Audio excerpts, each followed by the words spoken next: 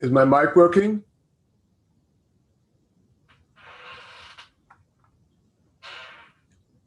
Can you hear me okay, Commissioner Hampton? Yes, I can. Can we hear you? Super, I'll mute myself then. Okay, now where was that? That was here.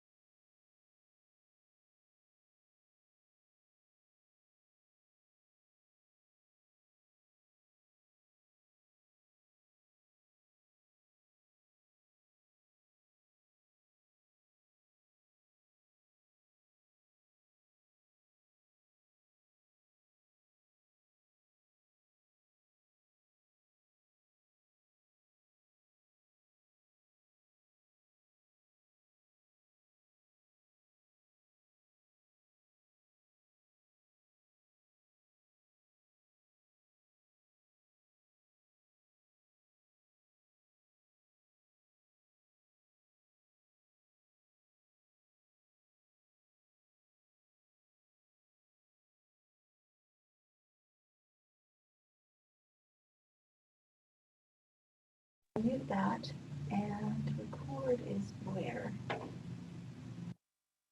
When I moved everything around. Do you see record? Just turned our microphone on. Oh, there it is. Okay, I got it back. That'll teach me to mess with it.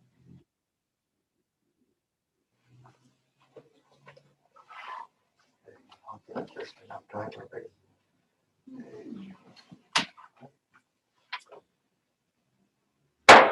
The April 8th, 2021 Whatcom County Planning Commission meeting is called to order.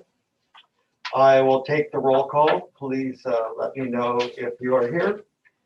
Robert Bartell, we know had to go out of town suddenly. So he's not here. Kelvin Barton, that's myself. I'm here. Atul Dasmani. Here. Jim Hampton. Here. Stephen Jackson. Here. Kimberly Lund. Kimberly Lund, are you here yet? John Mayberry. Here. Natalie McClendon. Here. Dominic Masseri. Here. Okay. Please join me in the flag salute. I pledge allegiance to the flag of the United States of America and to the republic for which it stands, one nation, under God, indivisible, with liberty and justice for all.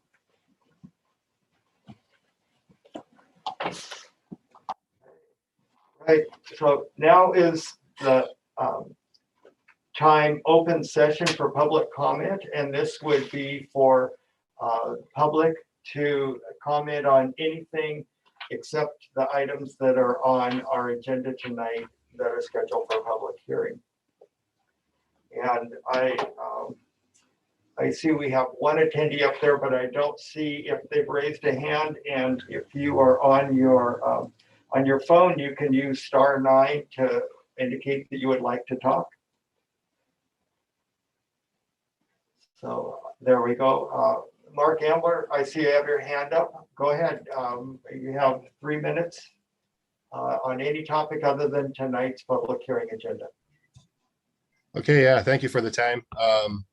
I didn't see specifically the cannabis code, so stop me if I shouldn't be talking about that. But my request would be Whatcom County a couple days ago banned outdoor cannabis production under the I sat in on the meetings and it sounded like their intent was to have you guys create a code, and then once that code is in place, the ban could potentially be lifted. So, I would really, personally, I'm a cannabis farmer in Whatcom County, in Bellingham. I got a couple greenhouses. I grow by myself, and I make like 25 grand a year. So it's not big business. You know, everybody says we're big business, but it's not for me, and not for like my tier of grower. Anyway, I've already like reached out, and Mark Personius, I've requested to have the full list of licensees sent to him and myself so that we can kind of take a look at the code, what you guys produce, and do it like a quick turnaround on getting comments from industry at least, to help you guys produce that. And because it is emergency nature for us, because you know, now we can't expand our small operations. So I thank you for your time.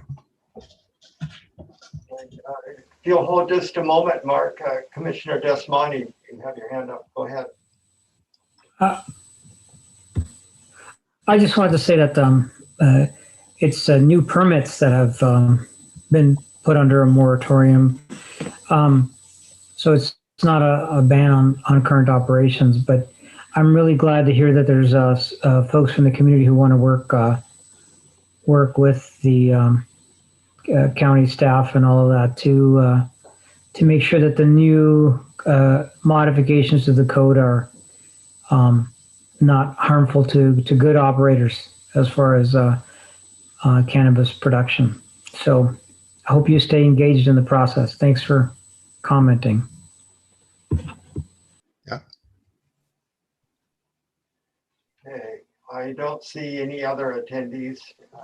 I'm sorry, Commissioner Hanson, go ahead. I see your hand came up. Just for my own edification, are we actually going to be expected to write an updated ordinance? Or is this something that staff or consultants would do and then we would review?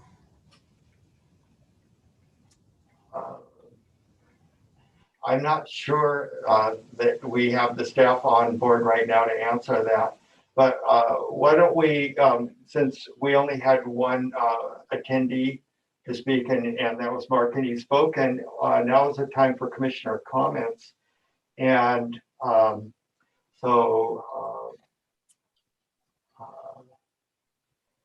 why don't we bring this up here in just a couple minutes? I don't know if Matt is on yet, but Matt might have an idea. Matt Amat for staff. I don't see him on here yet, but I believe he's going to be on here a little later, and perhaps we can ask him. Commissioner McClendon, go ahead. So I just wanted to let the commission know that the council adopted a resolution pretty much, I mean, it had all of the elements of our resolution to them, except that it's not, there's no formal structure. This is regarding public participation. And so it's going to be up to us or me or whomever to network with the various council members and the county executive and whatever staff he might designate to kind of put together a committee to get this thing started. In addition, I was just looking, I don't know whether you guys noticed, there was an article in the Bellingham Herald about the city of Bellingham seeking public input at the beginning of their process for hiring a new police chief.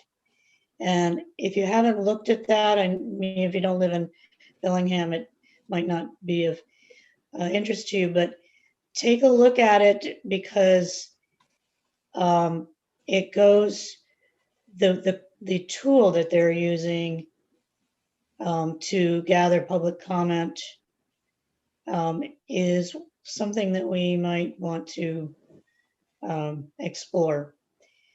I know that Nicole Oliver, who was on the Planning Commission, who is now City Parks Director, had some involvement in picking in setting up that comment system. So it would be great if the results of all this were to have something easy, an easy interface for various bodies to get comments and collaboration from the public through. So that's all for now. Thank you, Commissioner McClendon. Commissioner Desmani. He's still muted. We'll get you. Yeah, I have a question for Commissioner McClendon about the public participation plan. Sure. So are you asking for volunteers from the Planning Commission to support you in the development? And how, so if the ball's in your court, what are the, how are you going to staff this committee? Well, that's the point, is that the council adopted no structure. So we're going to have to figure it out. We did, Councilman Donovan, Executive Sadoo, and I met a week or two ago to just talk about how this might work. And although there's not any staff, I guess the council's staff doesn't really have any bandwidth to do any of this. Executive Sadoo is very interested in it and is willing to lend staff to be involved in this. We're just gonna have to figure it out. It's really, we initiated it. I, on the behalf of the unanimous sentiment of the Planning Commission, pushed it forward through the council. Now we're going to have to hopefully have at least a few of us help them figure out what the next steps are, how we're going to make decisions and move forward. So yeah, I guess I am asking for volunteers. Yeah, well, maybe we should put it on an upcoming Planning Commission agenda for the purpose of providing you that input on how that committee should be structured. I guess so, if you want to. Because if the council didn't provide direction, and the Planning Commission should. Somebody should do that. It shouldn't just be arbitrary. All right, Commissioner Masseri. Yeah, I thought that they were going to establish an ad hoc group to do that. And you're saying that neither the council nor the executive is going to create that ad hoc group? Well, that is to be defined. In the resolution they passed, it does not define who's on that ad hoc group. And they're not going to decide who's on it? I don't think no, they didn't say, go identify some people and come back and ask for our approval. They didn't say that.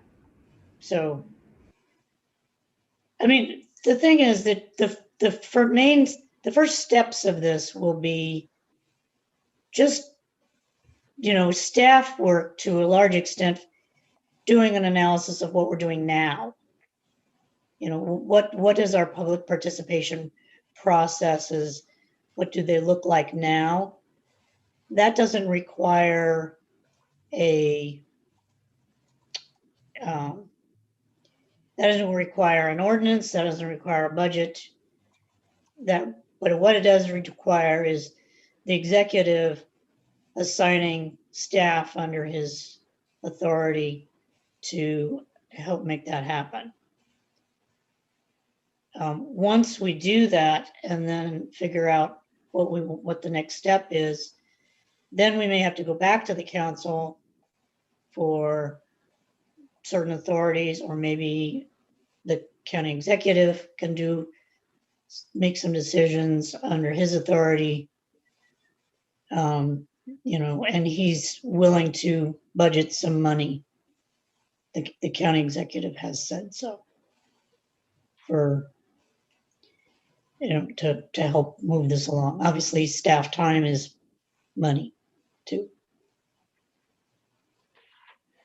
Commissioner Hanson, go ahead, please. Just a quickie, my understanding of ad hoc isn't necessarily representative of stakeholders, but the people who are willing to put the energy into doing it. So I commend Commissioner Desmani for wanting to get involved, and would encourage anybody else who wanted to as well. And this could be a temporary subcommittee of the Planning Commission to work on it. Commissioner Mayberry.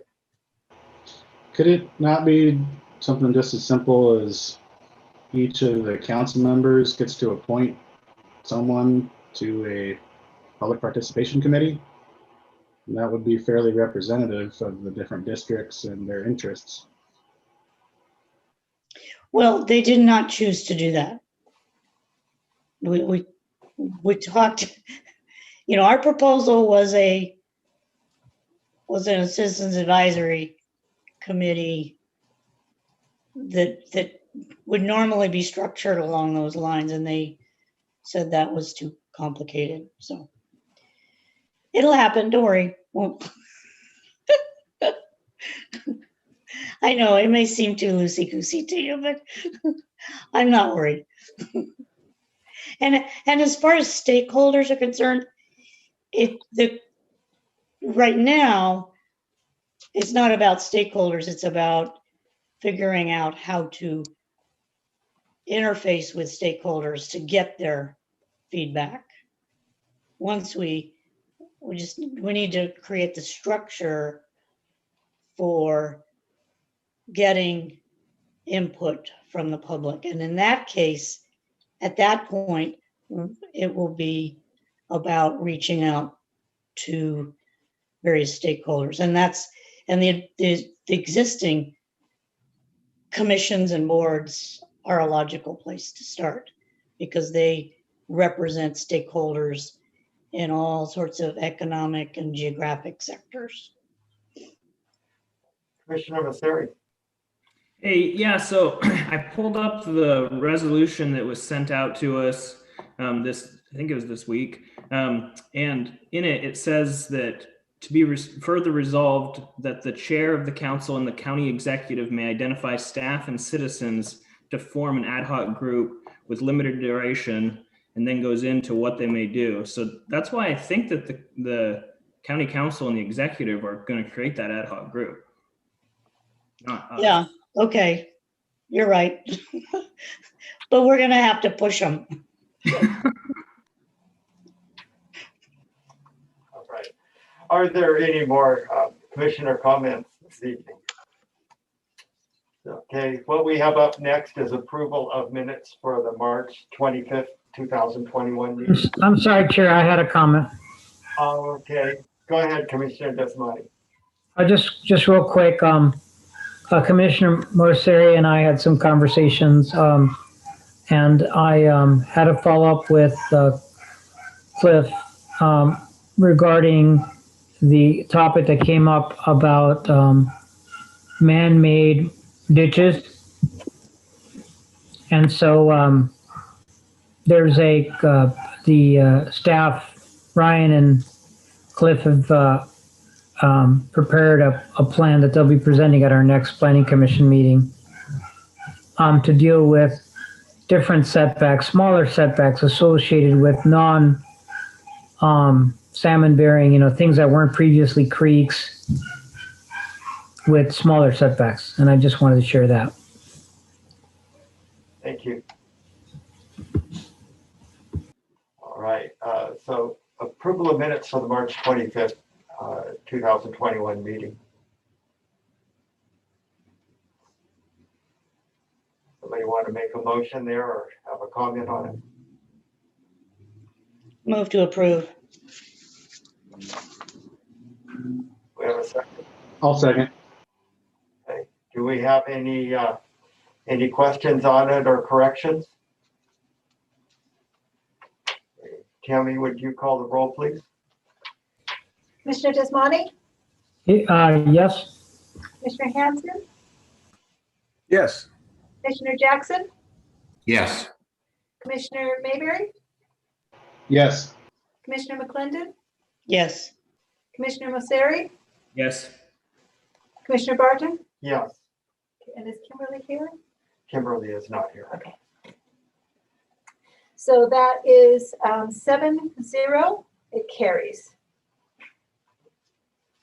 All right, so we do not have a department update this evening. Director Personius is not available. So we are going to move along to Josh Fleischman. Hope I got his last name correct. And he will talk about the open space land applications. So Josh? All right.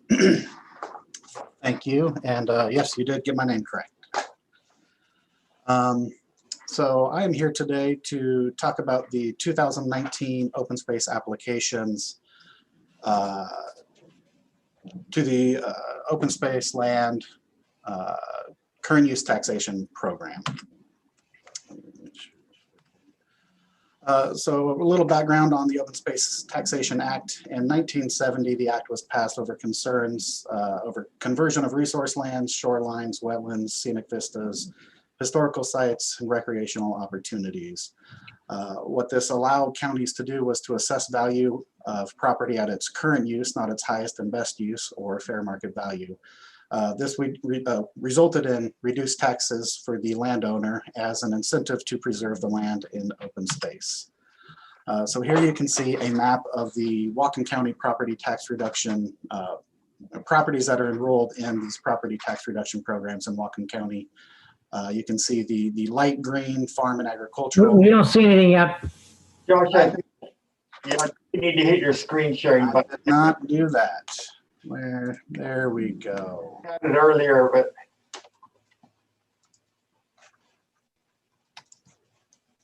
Thank you for catching that. All right. There it is. There we go. okay. Okay, so we have there's a couple of different classifications within the current use reduction or property tax reduction programs. We have the farm and agricultural land program, which is administered by the assessor's office. That is the light green areas that you see within what are traditional, agricultural lands, the lands that are zoned agriculture. We have the designated forest land programs that are shown in the dark green within forest land, forested areas, commercial forestry, rural forestry zones.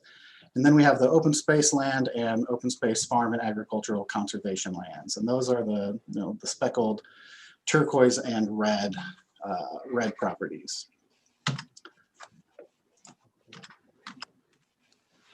So the process for processing these applications is to evaluate the applications in accordance with the public benefit rating system and provide a recommendation to the Planning Commission. In order for staff to make a recommendation, the applications need to score a minimum of 45 on the public benefit rating. Planning Commission, in turn, provides a recommendation to the County Council to approve in whole, in part, or to deny individual applications. The County Council then can approve in whole, in part, or deny the individual applications. Upon completion of the open space tax agreement, the Whatcom County assessor would make adjustments to the assessed value and notify the owners of the new value. So the public benefit rating system is qualitative, it's not quantitative. It provides a range of potential points relative to the benefit provided to the public. These points are entered into the formula, the public benefit rating, with a minimum of 45 required for staff recommendation, and that is used to arrive at the new current use per acre value. One of the requirements of the program is that public access is required. The County Council may or may not waive this requirement for known habitat of endangered species, known archaeological sites, or for wetland conservation. This year, or 2019, we had 8 applicants for open space, farm, and agricultural conservation land. Here's a map of where those applications are. We have one down in Lummi Island, one down in the South Fork, a couple up near Sumas, one out by Birch Bay, and points in between. So starting in with the first application, the applicant was Suzanne Vauder. She has nearly 31 acres of land, nearly 30 acres of which is applied for open space, farm, and agricultural conservation. The public benefit rating score for her properties came into 42.35. Because it was less than 45, it did not receive a recommendation of approval.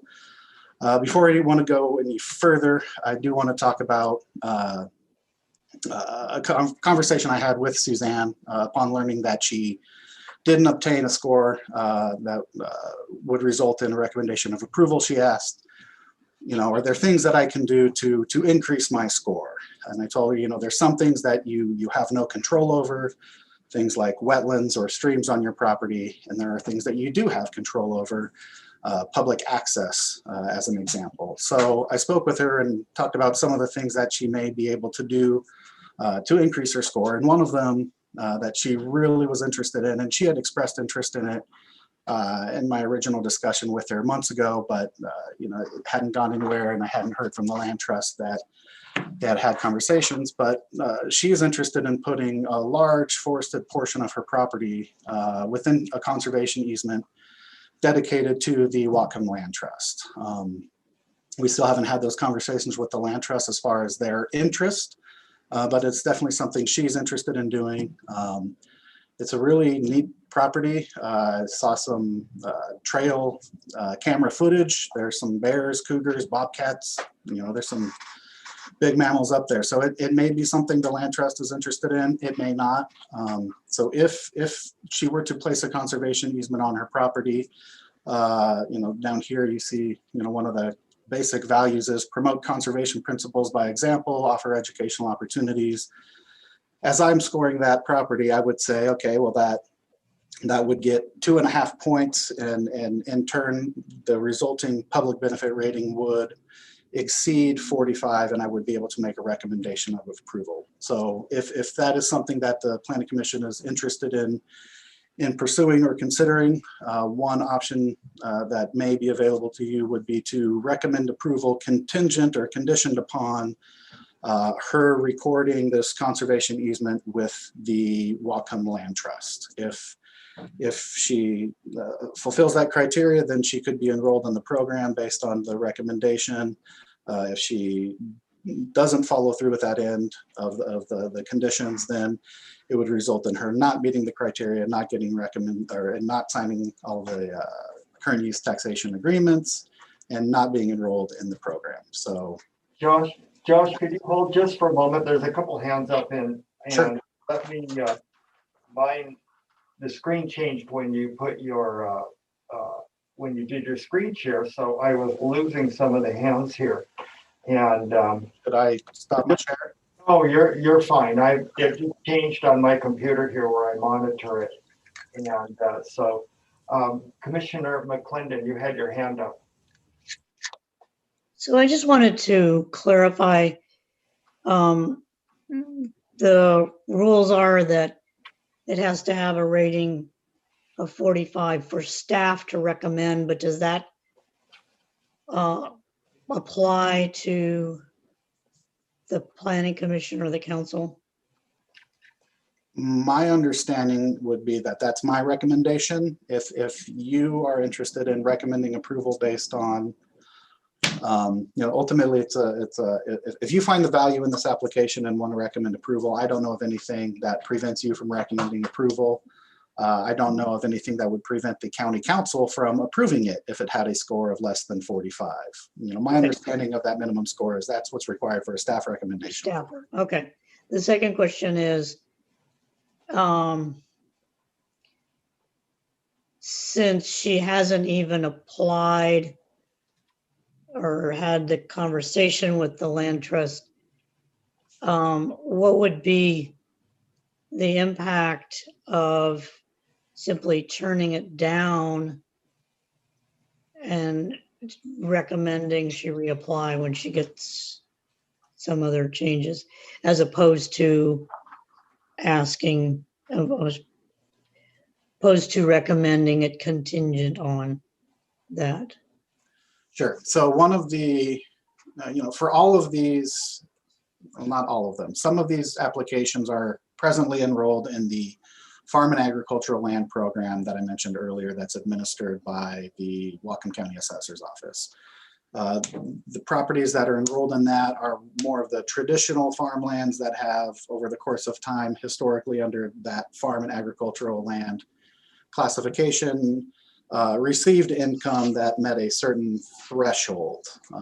And those are what more of, a lot of what you see are the traditional, the lands in the agricultural zone that are, the berry farms, the dairies that are producing a crop and generating income.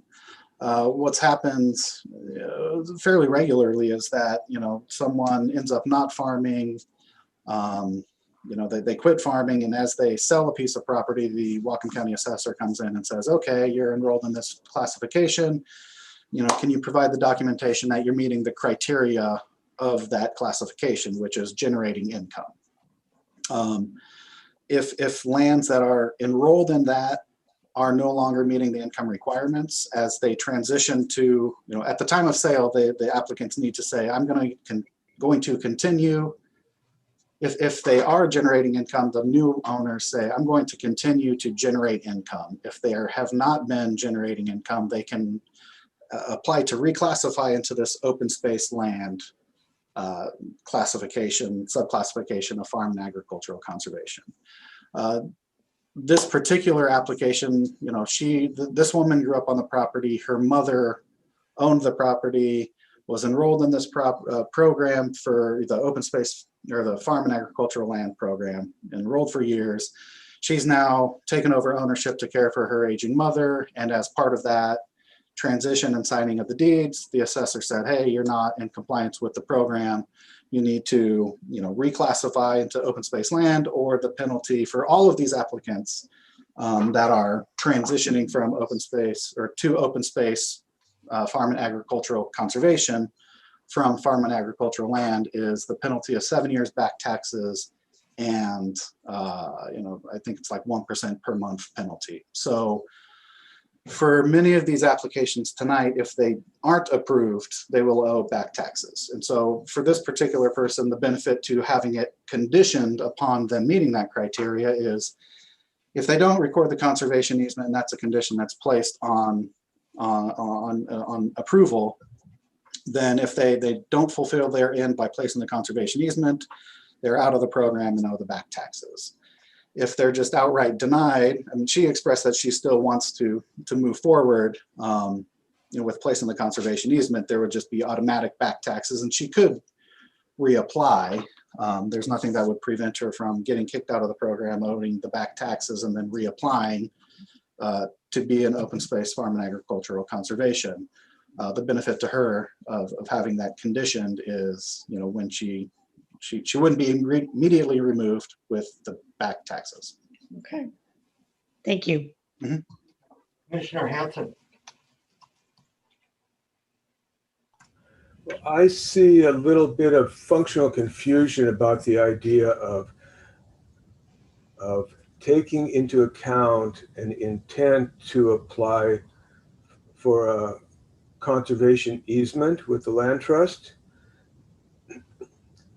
Intent doesn't mean anything to me, but what is more meaningful to me is that the land trust conservation easement is perpetual, whereas this putting it into one of these stati can be altered over time. So I would be in favor of encouraging her to go ahead and go to the land trust as the first priority. So it's a greater public benefit to have a perpetual easement on any property that's worth having any kind of easement. And then if they reject putting an easement on it, which I don't believe they will, if she gives it, if she donates that easement, then have her go ahead and reapply and maybe figure out how she could more abundantly meet the basic criteria that the county has for its open space easement. Commissioner Desmani.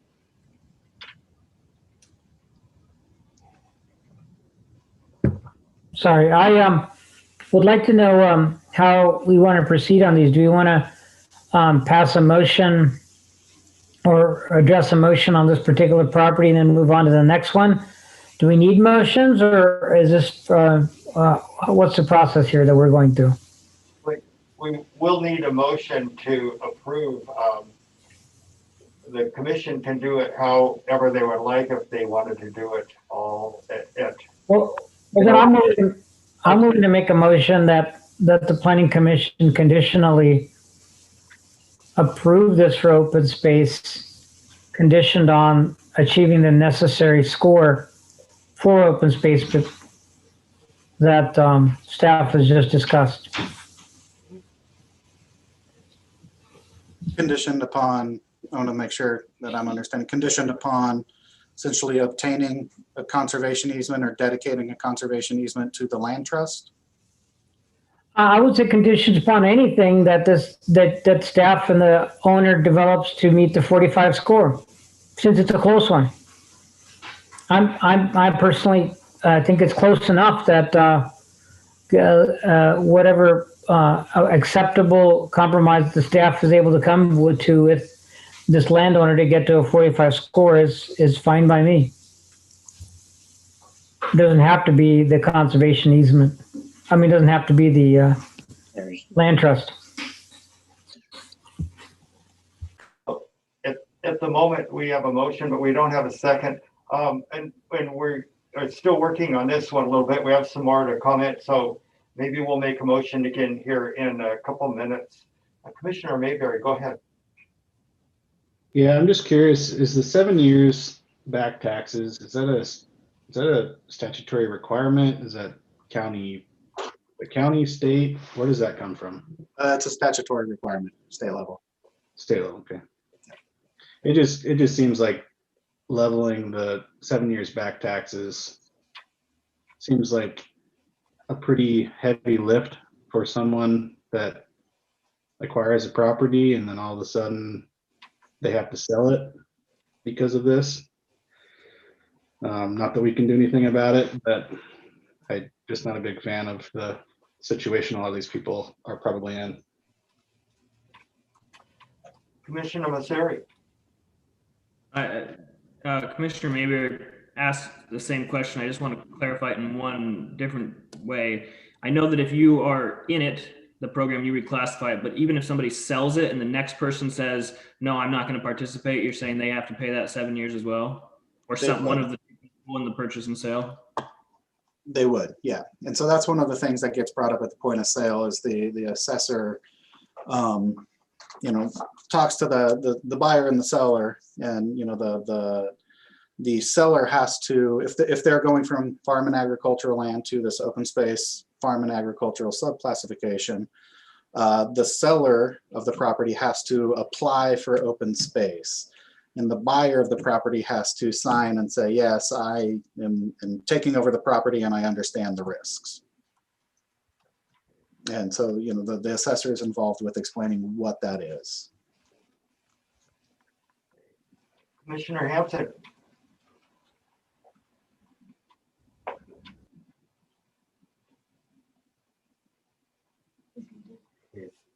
You need to unmute again. Commissioner Hampton. Okay. Am I good now? Okay. Yeah. First of all, I'm highly resistant to the notion of telling applicants for anything, whether it's any kind of permit, well, gee, go back and rejigger it so it passes if it doesn't pass. I don't think that is a good public policy. And also, you might bear in mind that these 7 years of taxes have been tax savings to the property owner based on that property owner being engaged in agricultural business. And that's why we put this in there, is to encourage people to stay in agricultural business. We're trying to preserve our agriculture in Whatcom County. So, and who knows how long they've been out of compliance with these requirements. So if anything, they're just giving back tax money that they saved. It's not an additional back tax burden. So I guess I would just like to encourage somebody who could go to land trust, put in perpetual easement. I don't want to see somebody else buy the property and then develop it. And if they were going to develop it, they could easily pay those 7 years of the difference in the back taxes. So I think we have a system. I think it works fine. I think we should abide by it. Commissioner McClendon. Yeah, I just wanted to share briefly my experience. I bought my property I own now has an easement, had an easement. Not an easement, but the open space designation. And really at the point of sale, you have to negotiate. The seller needs to understand that they're going to owe those 7 years of tax savings if the person they sell it to isn't going to continue it. So that's really part of the negotiation of the price, if that is going to be a burden. If they're, for example, if they're selling it to somebody who's planning on drastically changing the use of the property, as a seller, you need to know that and negotiate accordingly. Commissioner Desmani. So two things and to contravene Commissioner Hanson here. The first point is that this scoring is subjective. 42.35 makes me giggle. I mean, what does that even mean? It's a subjective process with, some weighting and, combined for using an objective technique to capture a subjective concept. So it's completely reasonable to recognize a number in the neighborhood of the threshold. It should be very much open to flexibility. What would be extremely irrational is to do that for like something that's scored a 10. But that's not what Josh here is suggesting. It's something that it's within the neighborhood of, and it's relatively easy to imagine a minor change based on a different person doing Joshua's job. So, not that I'm suggesting that, Joshua. Just saying as an example. So, the second point is regarding taxes.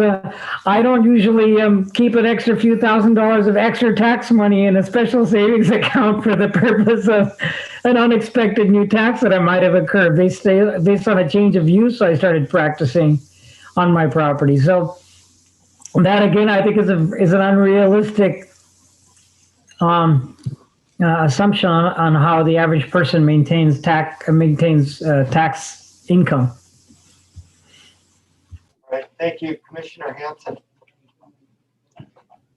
I don't have a problem if the commission wants to vote to approve this at this marginal score. It's highly rational. I may or may not vote for it, but I think we should either approve it the way it is or reject it. This kind of conditional go back and figure out something different that'll fly doesn't make any sense to me. I think it's a bad precedent.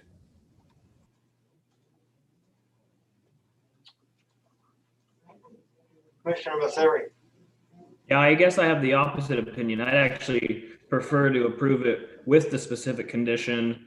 That way, it seems like the county is getting more benefit. Rather, if we just say it's good, I'd rather get something for it.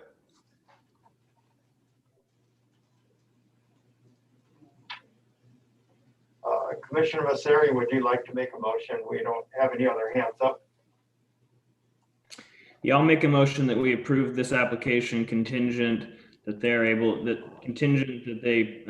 land trust will accept a conservation easement in perpetuity. I'll second that. We have a motion and a second to approve, subject to a land trust easement in perpetuity. Is there any discussion? Seeing no discussion, Tammy, would you call the roll, please? Commissioner Desmani? Yes. Commissioner Hanson? Yes. Commissioner Jackson, Yes. Commissioner Mayberry, Yes. Commissioner McClendon, Yes. Commissioner Mosseri, Yes. Commissioner Barton. Yes. 7-0, that's approved. Hey, Josh, would you go ahead and continue, please? All right, so as we move on from that, one question I kind of had for you, and it sort of led naturally into this, is I have these other slides that show the aerial imagery of the property, the zoning, the ecosystem, streams, wetlands, modeled wetlands. This PowerPoint presentation is based on what previous staff had done. I didn't discuss it before you guys had the in-depth conversation. Are these maps something that are helpful to you, maybe in the packet, but not the PowerPoint, so you can review them? Well, Josh, it probably would be good for us to see all of that. That is the package that you put together to present. And if there are public watching this online tonight, then they would see what the commissioners were presenting. Okay, sounds good. So this is where that property was. It's over off of South Pass Road, North Pass Road, end of Nordham Road, up on the northern end of Sumas Mountain. Here's a couple pictures of her property. Next application is Joan Kuiper, 5.1 acre parcel, application for 4.1 to be enrolled in open space farm and agricultural conservation. Had a public benefit rating score of 36. Josh, if you will hold just a moment. Commissioner McClendon, go ahead. Got a general question about the ecosystem maps. You have delineated wetlands and modeled wetlands. Yes. I'm guessing delineated means you actually know they're there. Yeah, the delineated wetlands are things that have been identified through some process involving the county specifically. Usually that's through the permitting of either through a subdivision or the permitting of a single family residence, detached structure. County staff go out to review a property. There may need to be a wetland delineation, so a qualified professional goes out there, identifies and maps the edge of the wetlands. We've brought them into our GIS software and drawn them in. The modeled wetlands come from any number of sources over any number of periods of time, and they're useful but also not at all. There's perfectly triangular wetlands over concrete somewhere in the county that I've seen. So they're helpful in providing some information, but if we're going out to review a permit, we don't rely on them as heavily as people might think when they look at the map. So when we look at a map, like who is this? This Kuiper map, where it shows a modeled wetland, almost 1/2 of the parcel, at least a third, is wetlands. You're saying it's not necessarily true. Correct. Okay.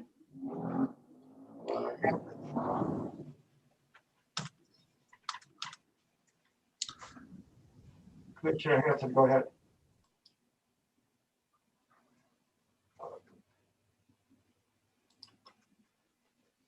Your hand got muted again, Commissioner Hanson. Oh, damn robots. Joshua, could you go ahead and show us the graphics with the wetlands and the other technical aspects, and then go back to the chart, and so that we see all this stuff before we make a motion and engage in discussion? Sure. So here is the aerial imagery of a property on Sunny Hill Lane. You can see it on the northern end of Lummi Island. It's designated rural with the zoning of rural residential island. Here you can see it, have delineated wetlands, the wellhead protection areas of a public water system. We have the modeled wetlands. We have the 100-year floodplain, which gets a little bit in this area, but otherwise it's shoreline 100-year floodplain or 100-year flood zone. Here's a picture of her property. The picture on the left is on the property looking north. The picture on the right is the view of her property looking south. And here is the evaluation form. Commissioner Mayberry, you had your hand up. Yeah, sorry, this is just a general question. When we're looking at estimated change in taxes paid, that's a annual basis, right? Correct. So the back taxes would be 7 times that. Maybe. It's an estimate. So for anyone, when you're looking at the staff report and you see a plus, that is because they are moving out of the farm and agricultural land program. That's the one that requires income. They're no longer meeting those income, and that program happens to be the most beneficial to the landowner as far as taxes paid. So going from farm and agricultural land to anything would result in an increase in their taxes. So it's probably close. You know, I would say an estimate of 7 times that isn't unreasonable.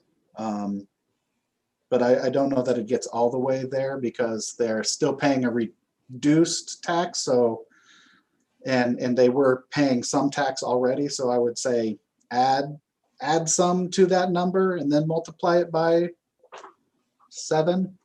But yeah, that's a ballpark, yes. Thanks. Commissioner McClendon. Not familiar with the details of rural residential island. Is that 1 house per 5 acres? No, I don't work with the zoning of it all that often. Let me see what I can find out.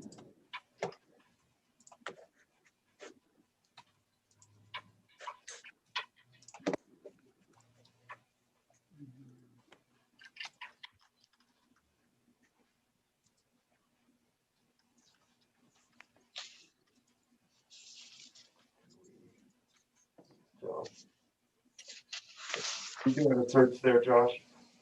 What's that?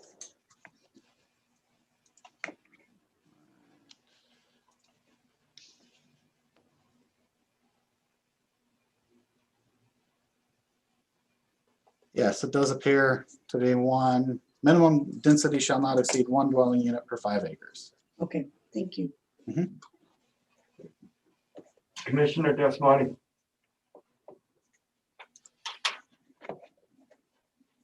Sorry. So it just occurred to me that by doing this, are we basically reducing the amount of ag land in Whatcom County?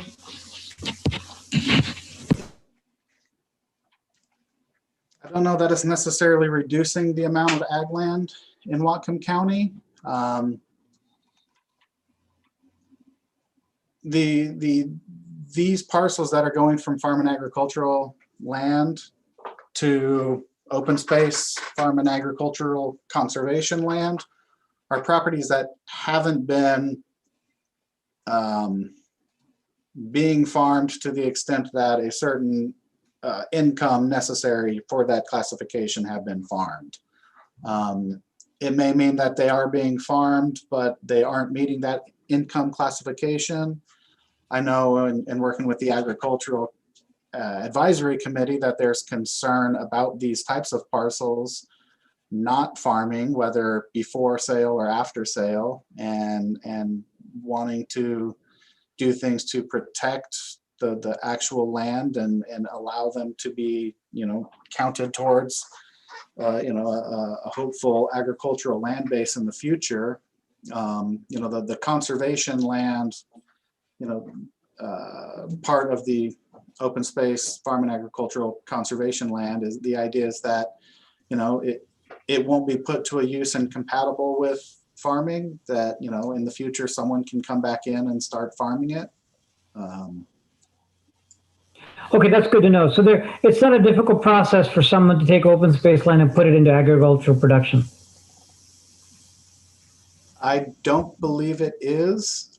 I believe that there's the open space land and then there's subclassification of farm and agriculture. And I believe that you can go from any one of these people that are going to be enrolled in open space farm and agricultural land. If they start generating income, they can provide that documentation to the assessor's office and be reclassified back into the farm and agricultural land program as administered by the assessor.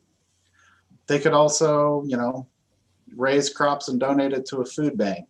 And, it would still be agriculture, but it wouldn't meet the criteria to receive the farm and agricultural land tax break.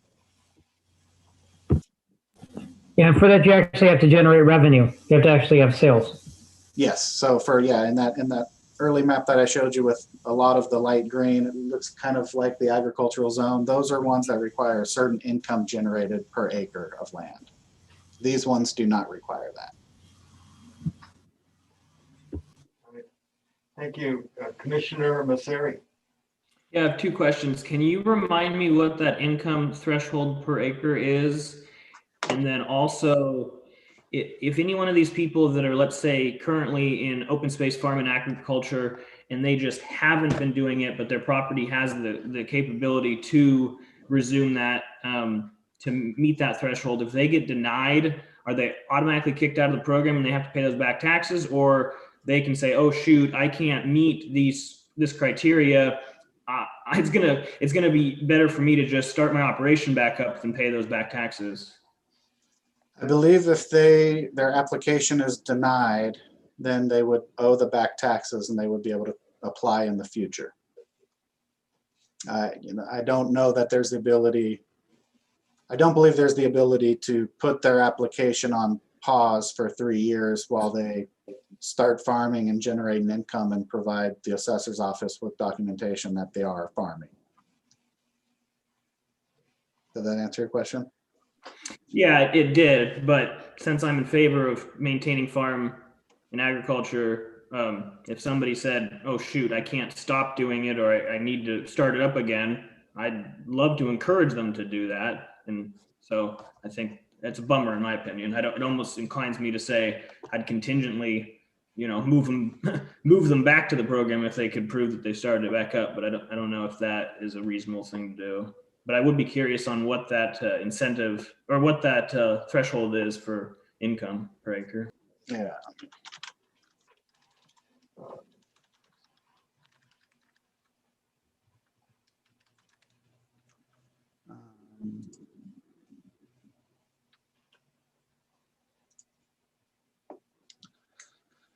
Okay, so any parcel of land that is 20 or more acres devoted primarily to the production.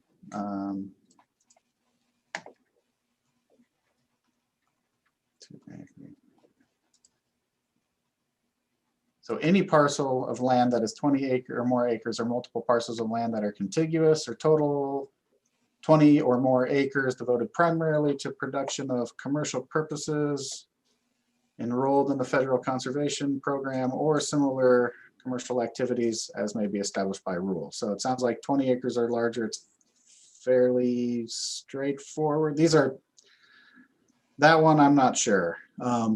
The assessor would be better able to answer these questions. I can read the RCW or point you towards the RCW.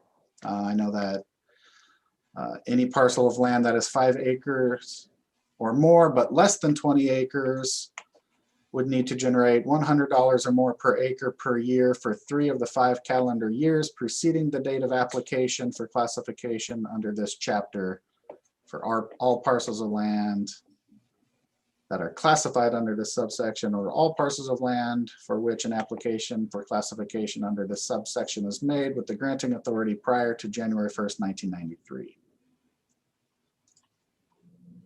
It doesn't say anything about under 5 acres. Any parcel of land less than 5 acres devoted primarily to agricultural uses, which has produced a gross income of $1,000 or more per year for 3 of the 5 calendar years preceding the date of application for classification under this chapter.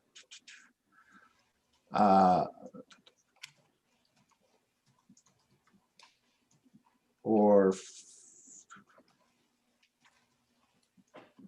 $1,500 or more per year for 3.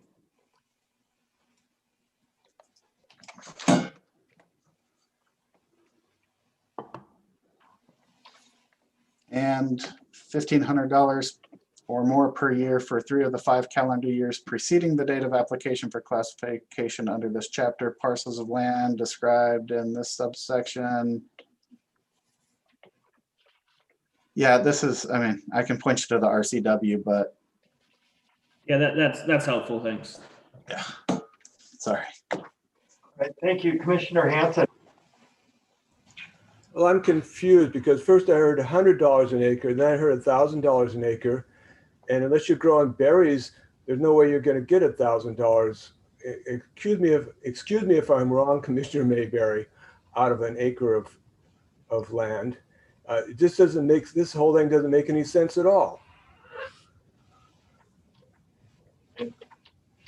That might be gross. So you don't have to always make money, I'm guessing. Oh, and I know this is real interesting, and to some it may make a difference in their decision, but I want to make sure we stay relevant with the topic. Commissioner McClendon. So, regarding the Kuipers, what is their situation? Why did that application, has this changed? Are they new owners? Or why did this reclassification come up? It was, I believe her husband is deceased. And so maybe in passing the deed on. Okay.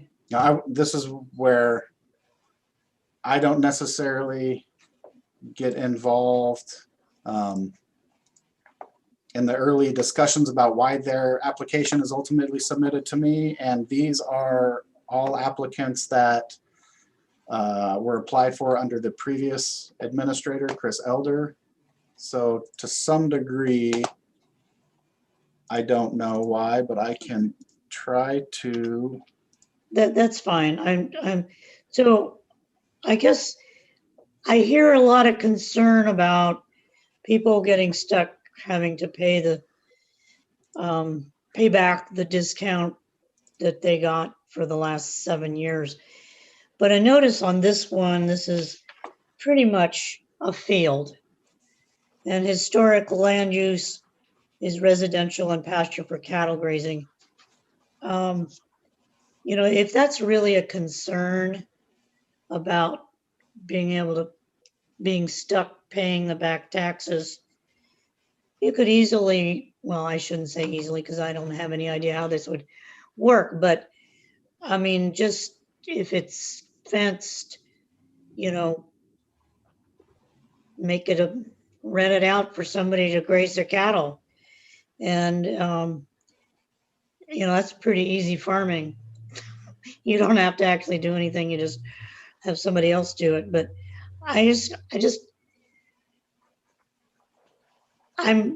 there's also the question here of whether they've even been doing this. They've been maybe getting this discount when not fulfilling the requirements of the program for any number of years. We don't even know. So I'm not particularly concerned. I mean, I think they'll figure it out. Okay, Commissioner Mayberry. Yeah, I just say I kind of disagree. Sorry, Commissioner McClendon. I mean, this property that we're looking at right now, this has not probably been used in ag for a long time. And it's someone that's going to offer up 4 acres in their backyard to run cattle on. You're probably not going to get a whole lot of people to sign up for that. And it's out of our authority if this is a state deal. I really just don't like the whole 7 years.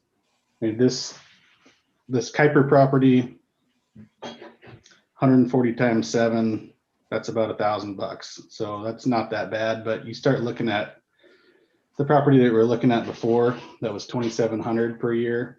That's almost a $20,000 bill. So I'm just not a huge fan of the structure on this, but it may just be out of our control. And commissioners, I want to remind everybody that we can, staff has taken no recommendation.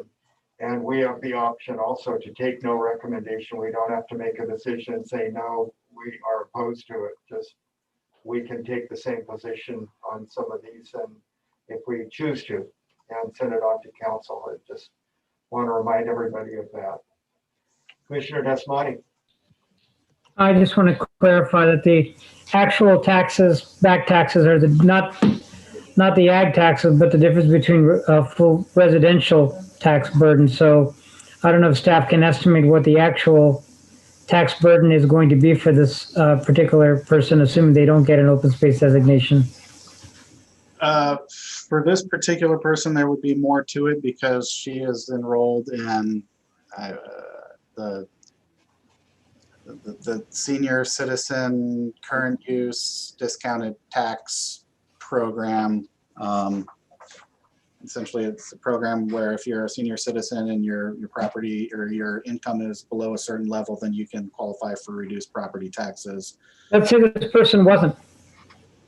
They were enrolled in the farm and agricultural land, so they would owe 7 years back taxes. But as far as, I don't know how this one is substantially lower than all the others. And I think it's because, what her new tax bill will be is based on a reduced senior rate as opposed to,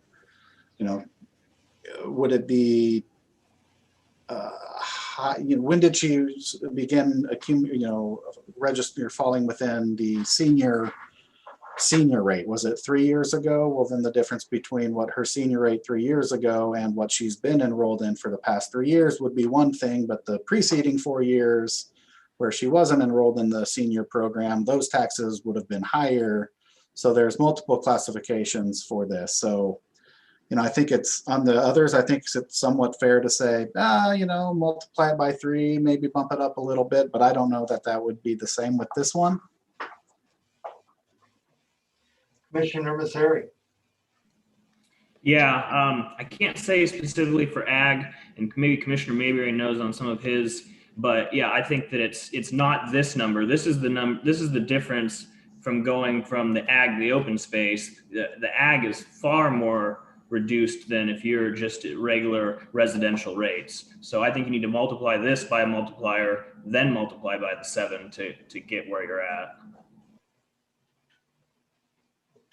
Okay, Commissioner Hanson. First of all, no one's made a motion, so I think we're probably doing too much discussing with no motion. And that I think we should do our job of judging the application by the objective criteria and leave it at that. Commissioners, are you ready to move to the next parcel? We have no motion. Just let it stand this way. Joshua, would you go on then to the next parcel? Sure. All right, so this next parcel is for Richard Prune and Lawan Wren. It's a 4.7 acre parcel, 3.7 acres is applied for open space farm and agriculture conservation. Received a public benefit rating score of 32.02. We'll go back to that evaluation form. So here's the aerial image of their property. It's off of Market Road and Axton Road. Just at this intersection of Axton and Starry over here is the Shuckson Golf Course. And here you can see running on the southern part of their property is a pipeline easement. We can see some of those in the photos later. This property is zoned rural with an R5A zoning designation.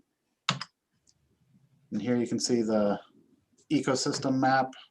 We got some superficial aquifers, modeled wetlands, delineated wetlands, and some streams. Here's a picture of their property. This is the easement. It gets flooded. There's ducks. People walk their dogs in there. There's some wetlands elsewhere on the site. Here's the evaluation form.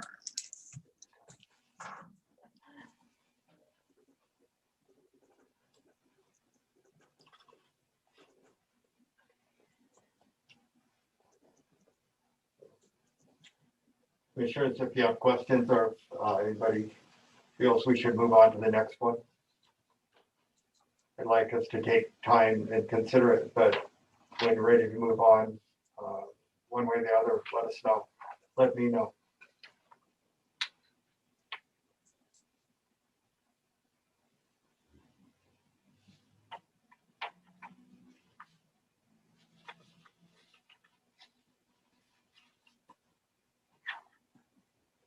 Commissioner Mayberry.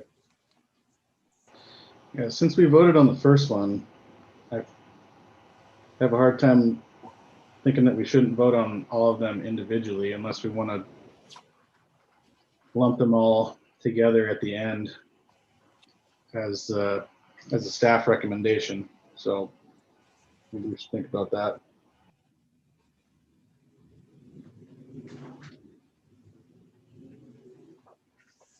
I think any that we choose not to vote on, we would be sending it through with a no recommendation. But I'm okay with it either way. If someone wants to make a motion to not recommend it or send it forward with no recommendation.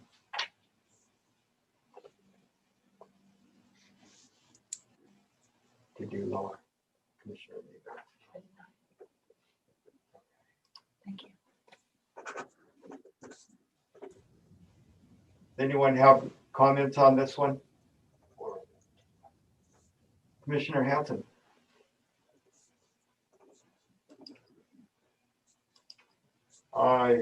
Your unmute isn't working real well. Yeah, that stupid computer. If I don't do anything for a while, the computer messes with it. I'd like to move that we go ahead and approve this one specifically because it's the headwaters of Deer Creek and it gets good wildlife corridor scoring. And so I guess I make that motion. Commissioner Hanson, before we get a second on that, I'm wondering if the motion should be to recommend it. Yes, please, as you say, that we recommend it, yes. Is there a second? I'll second that. Motion in a second. Commissioner Masseri. Yeah, so this one I see is going from open space, farm and ag to the open space, farm and ag conservation land. And I'm curious, would that have affected their score if they would have just gone for the straight open space instead of the conservation land? A lot of that stuff looks like really good habitat that's good for open space, but less good as actual agriculture. Yeah, so here's the funny thing about this program. It needs work. There's limitations on actually doing that work though. So by the state law, farm and agricultural conservation land includes lands that have previously been enrolled in the farm and agricultural land, the commercial ag, if it helps keep the term straight. Lands that have been enrolled in commercial ag or lands that weren't enrolled in commercial ag but have been used traditionally as agriculture and could be used in agriculture again. We have two different scoring sheets for the public benefit rating system. We have the farm and agricultural conservation scoring sheet where you get a massive amount of points just by being in agriculture as you apply for agriculture. And then we have the open space land. So if you just happen to have this piece of property and it was never enrolled in agriculture, commercial agriculture, and you wanted to apply for open space, you would apply and I would grade your score on the open space land scoring sheet as opposed to the open space farm and agricultural conservation conservation sheet. So that's one of the things that I don't know that I'm a big fan of off the bat, is that, you know, you're applying for agriculture and you get a bunch of points for being agriculture. It's almost like using the definition or the word in a definition. But that's the way it is. And so when someone, regardless of whether or not they have been actively farming, and whether or not, and this one certainly looks like they've been, you know, it's more wildlife habitat than traditional farmland.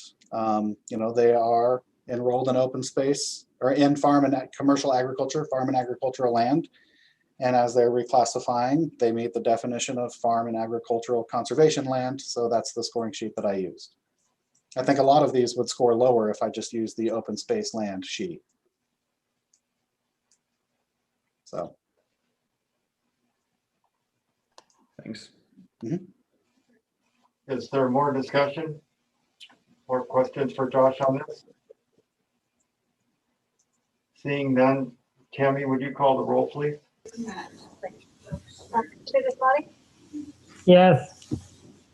Commissioner Hanson, Yes. Commissioner Jackson, Yes. Commissioner Mayberry, Yes. Commissioner McClendon, No. Commissioner Mosseri, Yes. Commissioner Barton. Yes. Okay, 6-1, that carries. Josh, would you take us through the next one, please? All right, this next one is Joseph and Kelsey Maddox. They have 17.6 acres of parcels, and they are proposing 17.6 to be enrolled in open space farm and agriculture conservation land. Had a public benefit rating of 44.37. Since it did not reach 45, it did not get staff recommendation of approval. Here you can see the parcel is just outside of Custer. You see Arnie Road, and then just on the southern part of the properties is the, I believe, the Custer Spur, the railroad. We have some land trust property here.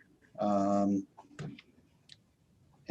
actually, you know, this parcel is also owned by the applicant and his brother.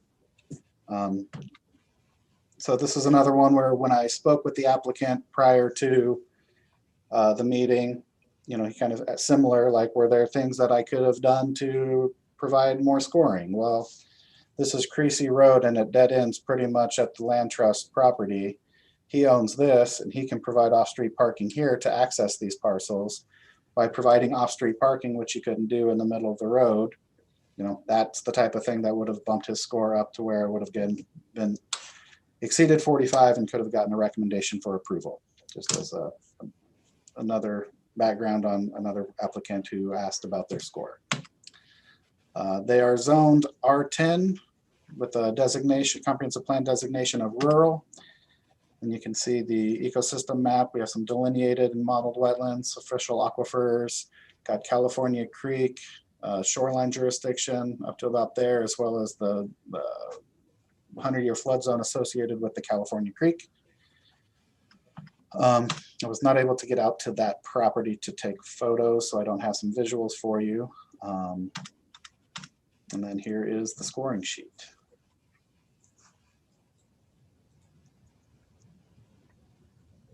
Any questions on this one? Commissioner Mosseri. Yeah, I'd make a motion for approval contingent on them providing that off-street parking. I'll second that. Okay, we have a motion and a second for approval. They provide off-street parking. Keep doing that. Seeing no hands up, Tammy, would you please call the roll? Commissioner Desmati, Yes. Commissioner Hanson,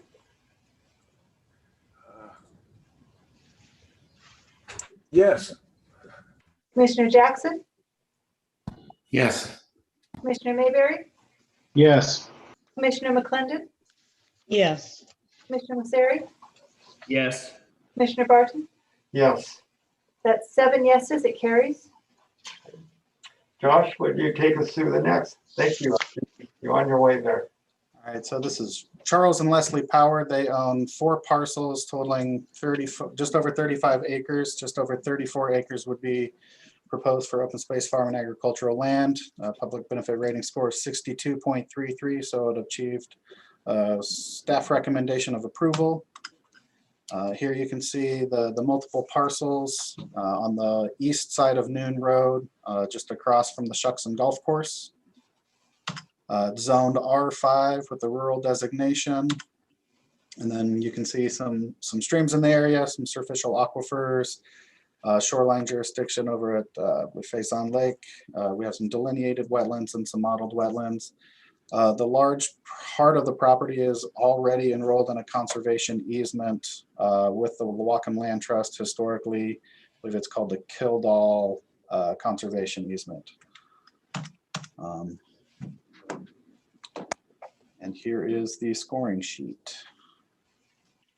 If you have any questions? Commissioner Mayberry. I'll make a motion to approve the redesignation. Second, Commissioner Mayberry, was that approve or was that recommend? Sorry, I don't know the difference. Recommend to approve. second. Very good. Thank you, both of you. Is there any discussion?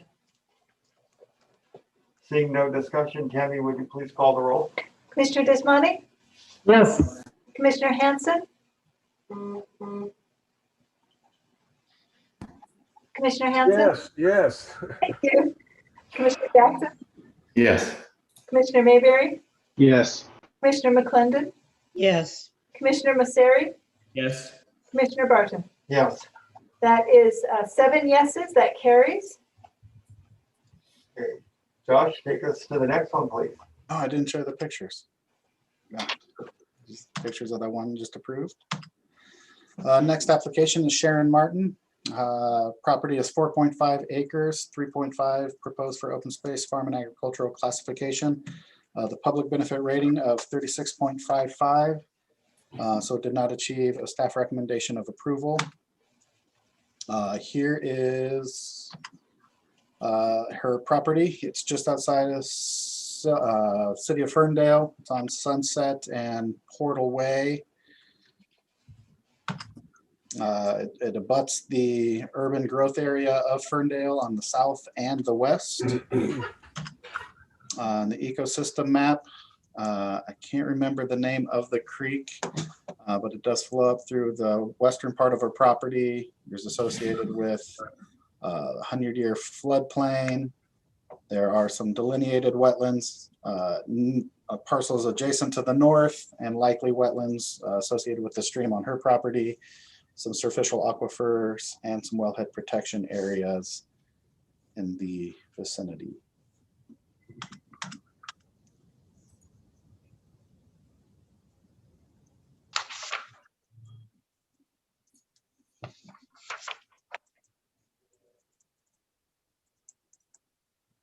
So with this application, she is very much interested in doing public access.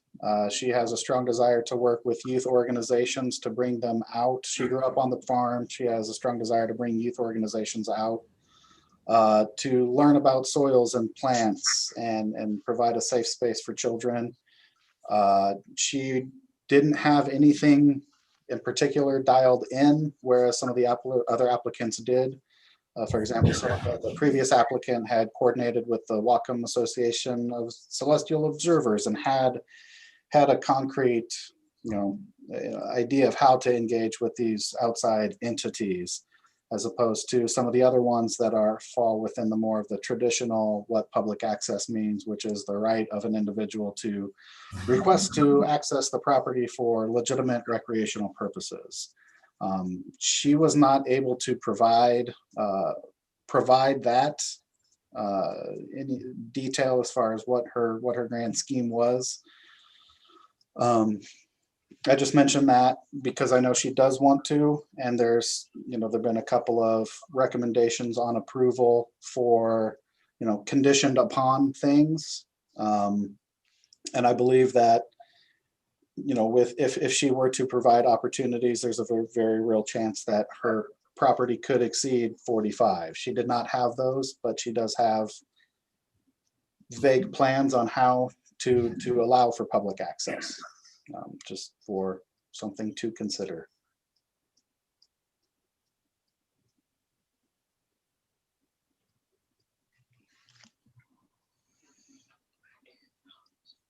Commissioner Desmonte. So does staff have a suggestion here on this? What was that? Do you have a suggestion? Not knowing what her public access would look like, I'm not sure that I have a concrete suggestion. If there's the ability to recommend postponing, and this is what I don't know that is an option. Because in theory, someone could just postpone and postpone and never fall out of compliance and never owe the back taxes and say they're working on something. I don't believe that's the case here. It's possible you can recommend postponing to be considered with next year's applications, provided that she's got a more concrete dialed in plan. I mean, she was moving up here during a pandemic and things didn't fall the way she had expected. She expected to grow blueberries and they didn't do what she had hoped. So, she's wanting to do things. They're very vague. I don't know if there's the ability to postpone. Without the ability to postpone, I scored it based on what I know, and that was to not provide a recommendation of approval because I don't know. When is this going to council? How long till this gets to council? I would say generally within the next month. I'd have to look at when the next council packet is due and when I can process the recommendation from the planning commission. Thank you. Commissioner Mayberry.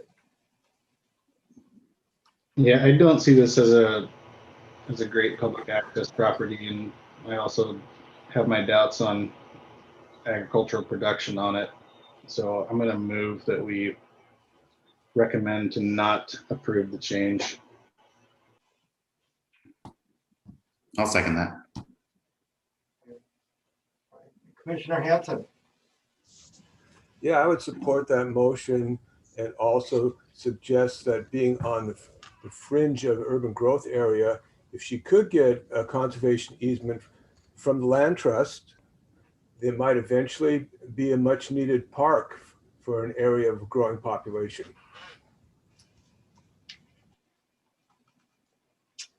Okay. Are there any other comments that the commissioners want to make on the motion on this parcel? So the motion is to, sorry, I'm going to ask Tammy to read that back to me. Okay. She will. Actually, I would like to just change one word to how about we've moved to deny, or, well, you said move to not approve, so move to not recommend? What is the language that's usually used for these? Josh, Not recommend, I think. to not recommend? Not recommend. I thought recommend was appropriate because staff is scoring it and they're coming in with recommending or no recommendation. Okay. We have that ability. So is that okay with you, Commissioner Mayberry? Yeah, I'm good with that. Okay, so the motion is to not recommend the application for OSP 2019-00006. And I think was actually recommend that it be denied. Wasn't that correct, Commissioner Mayberry? That was the original recommendation or motion, yes, but I'm recommend as well. Okay, so the motion then is recommend to deny the application. And Commissioner Hanson, you had your hand up there. Did you have Yeah, it was just to clarify that point because I heard it to be deny as well. Thank you. Okay, is there any other discussion? Tammy, would you please call the roll? Okay. Commissioner Desmonte? Yes. Commissioner Hanson? Yes. Commissioner Jackson, Yes. Commissioner Mayberry, Yes. Commissioner McClendon, Yes. Commissioner Masseri, Yes. Commissioner Barton. Yes. Okay, so that motion carries 7-0. Hey, Josh, I see you're already ahead of us. Thank you. All right, so this application is number 7 for Ren and Connie Camps. This is for 15.36 acre parcel, open space farm and agricultural conservation lands, 14.36 acres within the application. Had a public benefit rating of 50.05, so staff was able to recommend approval. Here's the property off of Lindsay Road, east of Linden, northeast or northwest of Everson. It is zoned R10, designated rural, with agricultural zone not far to the northwest and south.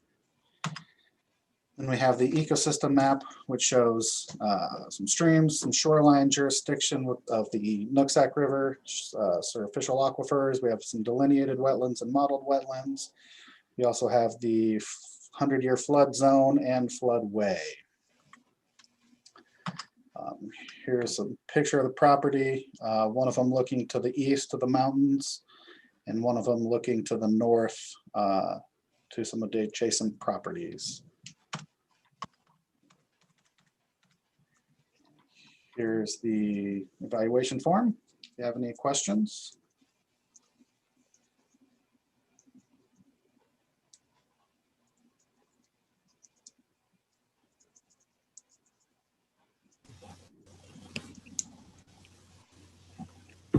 Commissioner McClendon. So it looks like a giant field and it says it's historical land use is hay production. Do you know what the situation is, why that they've stopped? I don't know why they have stopped. I don't. I know that they have leased it to a neighbor who has hayed it. He does not presently hay it. There are wetlands to the north that aren't hayed. You can see it up in this area. I don't know if you guys ever looked at a map, but it's a really fascinating area of the county. It looks like some giant took their fingers and scraped a series of, parallel wetlands. So there's the wetlands to the north, and it is paid by a neighbor. But I don't believe it meets the threshold, and I'm not sure that this gentleman, his background as far as whether he was farming it or what the case was. I believe this is one where they are actually applying, it is not enrolled in agriculture, so they are applying for classification to open space land, farm and agricultural, because it has historically been farmed, hayed. And so this is one where their taxes would go down. Okay. Thank you.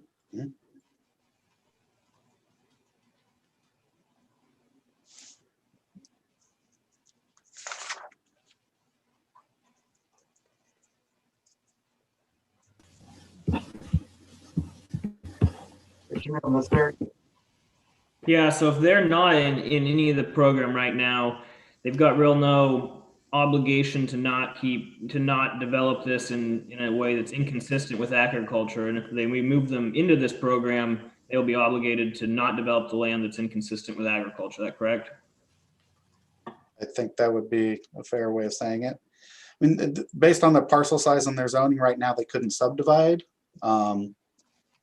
So there's to some degree limited on what they can do. I mean, he's got a barn on the property. I mean, I don't know that there's a limit on how many barns you can have on your property. I think there's a limit on how many barns most people would want to put on their property, but I can't picture a scenario where he would develop this property to the point that it would be inconsistent with its classification as farm and agricultural conservation land.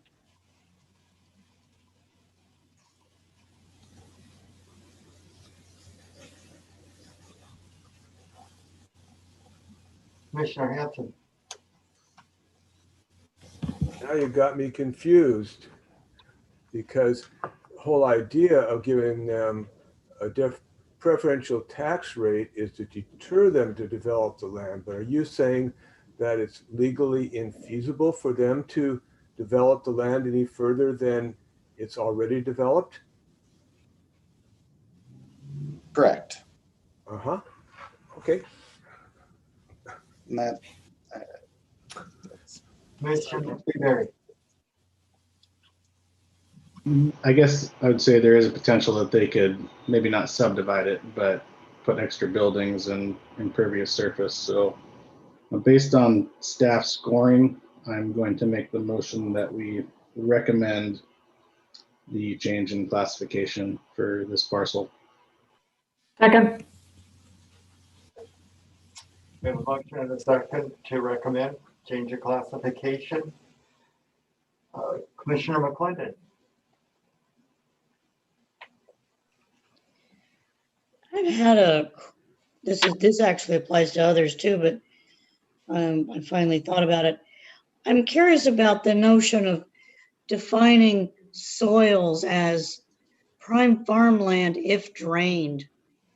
Are we really still draining land for farmland?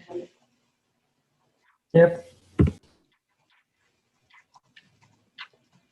mean, is that even, seems like we've already ruined enough wetlands. yeah, so those are all based on the NRCS classifications. And within those classifications, there are things like prime if drained, and then there's classifications which are prime, comma, drained. And so I look at that, the way I read the NRCS soil survey is that these are prime because they are drained, and these other soils would be prime if they were drained. So very similar soils, one's drained, one's not. So, you know, it is something that Whatcom County classifies as prime soils, prime if drained. You know, Could you? I mean, under various restrictions about protection of wetlands? that is an interesting discussion that I'm not positive that I want to have now as we're talking about open space, as opposed to some of the other hats that I wear. Okay. But we're giving them a fairly big number of points for having soils that currently can't be used. I mean, because they haven't been drained. And I don't know whether legally they could be drained. So I don't know. Maybe it's some moot point, maybe it doesn't matter, but I was just curious about that. Commissioner Hanson. I just want to point out there's a difference between draining a wetland and putting field drains in the higher areas of your property. Not all this property is going to be wetlands, I don't believe, and so there's just different uses of the property, and I don't think we need to get hung up on whether there's field drains or not.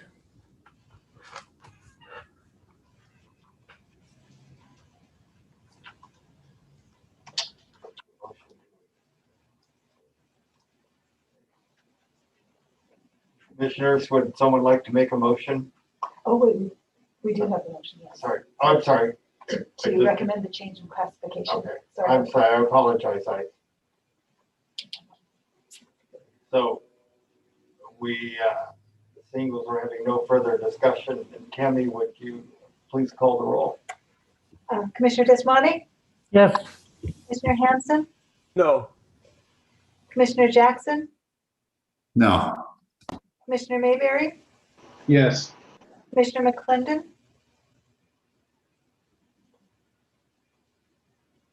Yes. Okay, thank you. Commissioner Mosseri, Yes. Commissioner Barton. Yes. Okay, that carries 5-2. You're ahead of us, Josh. Thank you. Trying to move things along for you.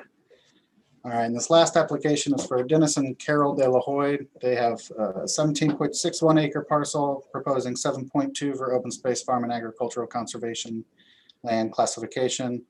Had a public benefit rating of 55.95, so it received a staff recommendation of approval. It's in the South Fork Valley. It's on the west side of the river off of Hillside Road.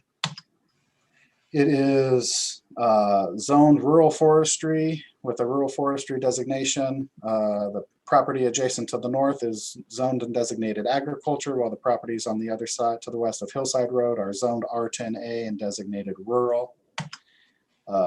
Here you can see it on the ecosystem map. Portions of the property are within the historic channel migration zone of the South Fork of the Nooksack River. Parcels are within, part of the parcel is within shoreline jurisdiction with the floodway. There's superficial aquifers, modeled wetlands, and nearby streams, as well as the 100-year floodplain. Here are some pictures of the property and the beach access, the road down to the river. Here you can see where he's done some plantings, got them fenced off from the wildlife. And here is his evaluation form. Commissioner McClendon. Well, this seems like a no-brainer, but I wonder if anybody can explain this crazy quilt of property lines.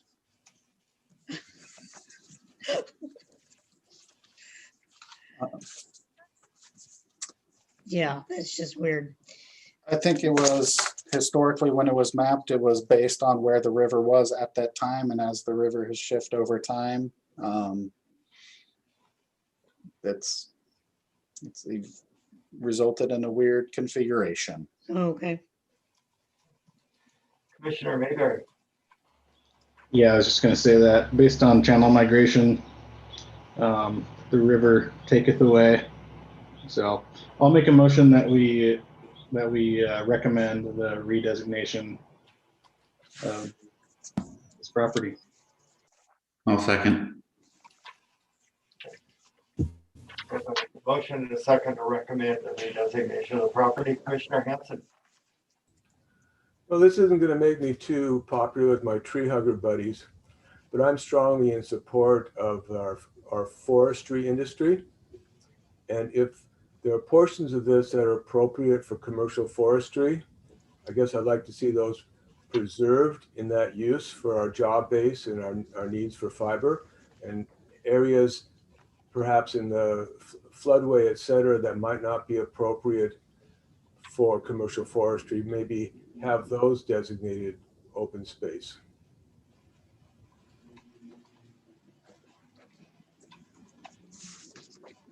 Are there any other comments on the motion? Commissioner Mayberry. Yeah, just in response to Commissioner Hanson's comment, just looking at the map, it looks like this is all within historical floodways. So I don't think there's much that would legally be allowed to be logged. So I'll stay in support of my motion.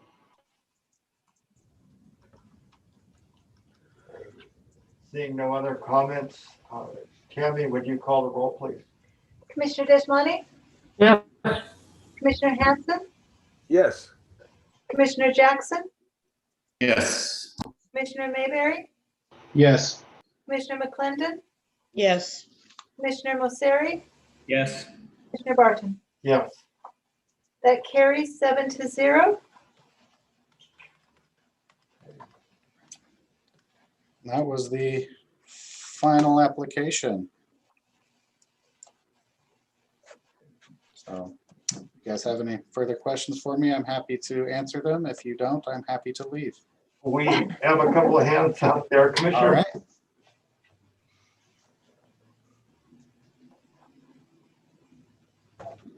I think you're unmuted and Sorry, I didn't hear who you were calling on. Commissioner McClendon and her, she's still muted there. There we go. Oh, okay. I didn't hear you say that. I believe there was one we didn't vote on early on. That's correct. Was it just one? I can't remember. Just one. Okay. Was that the Kuiper? Number 2. Second. Yeah, Piper. Commissioner Mayberry. Yeah, I'm gonna move that we not recommend the change in designation on that property. Second. Commissioner Hanson. I was just gonna second, no need. There, any comments on the motion? Seeing no comments, Tammy, would you call the roll, please? Commissioner Desmani, Yes. Commissioner Hanson, Yes, Commissioner Jackson, Yes. Commissioner Mayberry, Yes. Commissioner McClendon, Yes.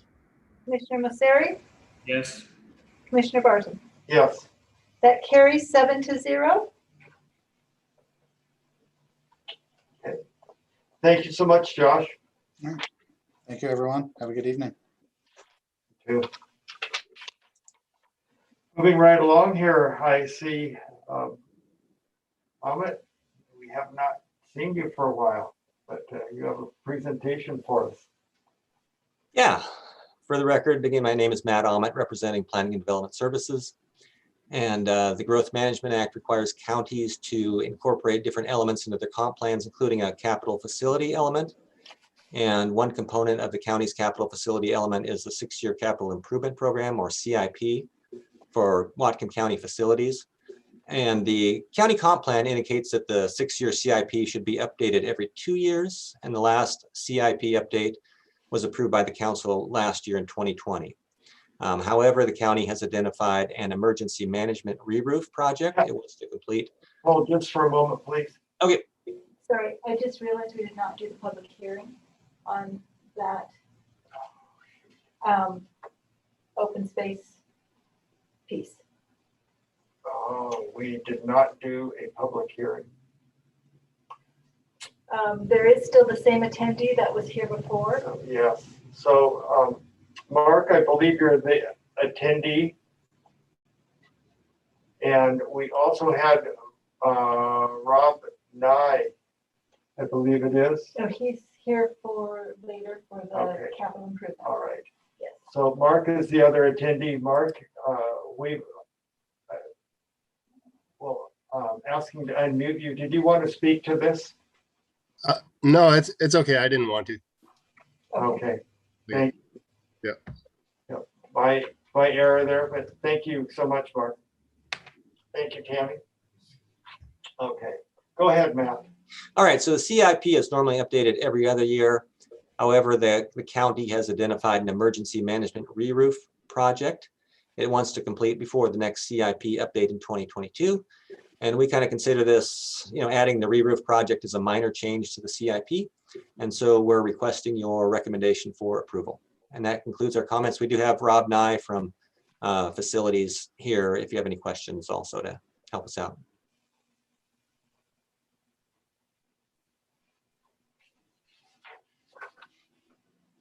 Commissioners, do you have any questions? Commissioner Desmani.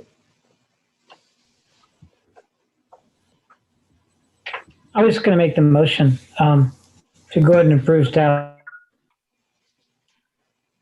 Okay. So we have a motion to approve. And I seconded. Okay, and a second. Thank you. Do you wish to speak any further, Commissioner McClendon? I just think if you've got a bad roof, you need to fix it. And, As long as this isn't a trick to build a new jail, Stephen. So, Commissioner Masseri. Yeah, I believe we need to have a public hearing on this as well. We do, thank you. Let's see, and Commissioner Mayberry. Yeah, I'm just curious if something happened to the roof or if it wasn't budgeted for on a timely basis.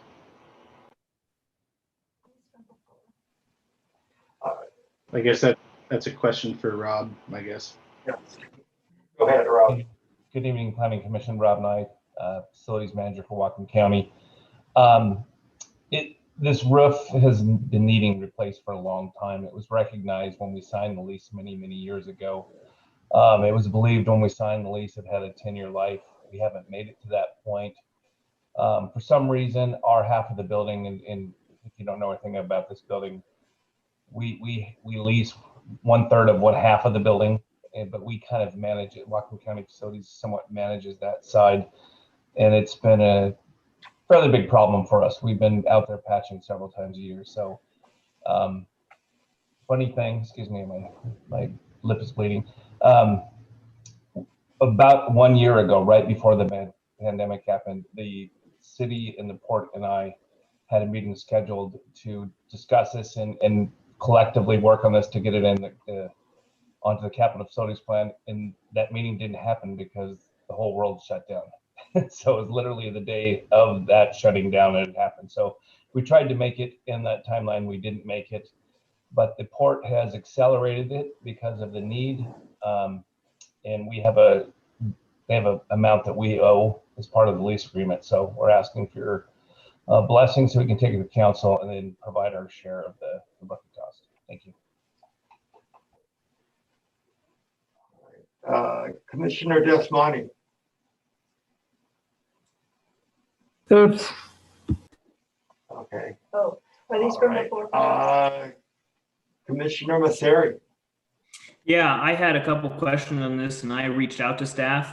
And Rob, I'm curious if you can kind of explain a little bit, that number looks big, but we're not responsible for that whole piece. No, you're correct. So as the lease is written, and as I said a second ago, we are responsible for 1/3 of 1/2 of the cost of this. And if I remember, that estimate was for the entire job, 400,000 change. So the math equation for us would be times that by half and then 1/3 of that. So the county's responsibility is roughly $70,000. It's 68,000 and some change. Now that is an engineer's estimate, and it's very generous. I don't think the roofing cost will come in that much. We estimated around 300,000, but you also have to pay some staff to manage the project. So it's a very high side.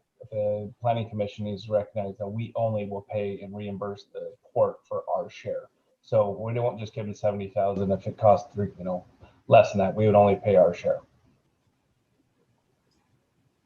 Commissioner Mayberry. Yeah, I was just going to say it surprises me that if we're leasing the building, that the property owner is not responsible for repairs.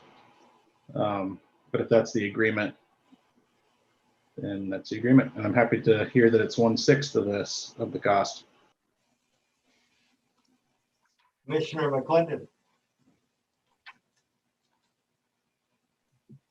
I guess in light of what you just explained about the cost, I'm confused as to why we're putting the full amount in this document. That's just the way the CIP is structured.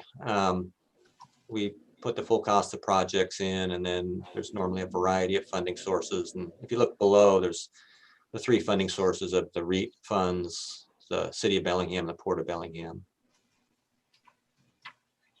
Yeah, I see that. Does that not include Whatcom County? The REIT funds would be The the one. REIT fund is the Whatcom County. Okay. Right, Okay. and that cannot be spent for the project unless it's in the CIP. Okay, well, if that's the way it's done, that's fine.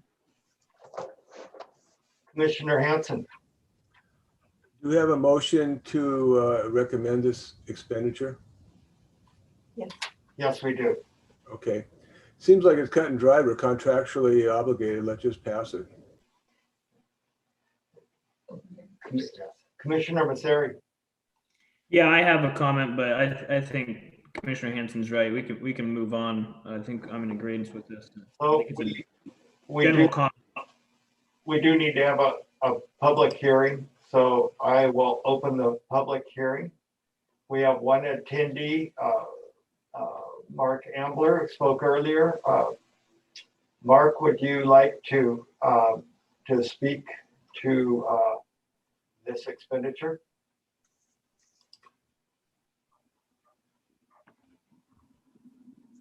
No, it's okay. Go ahead and spend away. Thank you so much, Mark. So I will close the public hearing. And we have a motion. Is there any further discussion on the motion? Tammy, would you call the roll, please? Commissioner Desmani, Yes. Commissioner Hanson, Yes. Commissioner Jackson, Yes. Commissioner Mayberry, Yes. Commissioner McClendon, Yes. Commissioner Mosseri, Yes. Commissioner Barton. Yeah. That carries 7-0.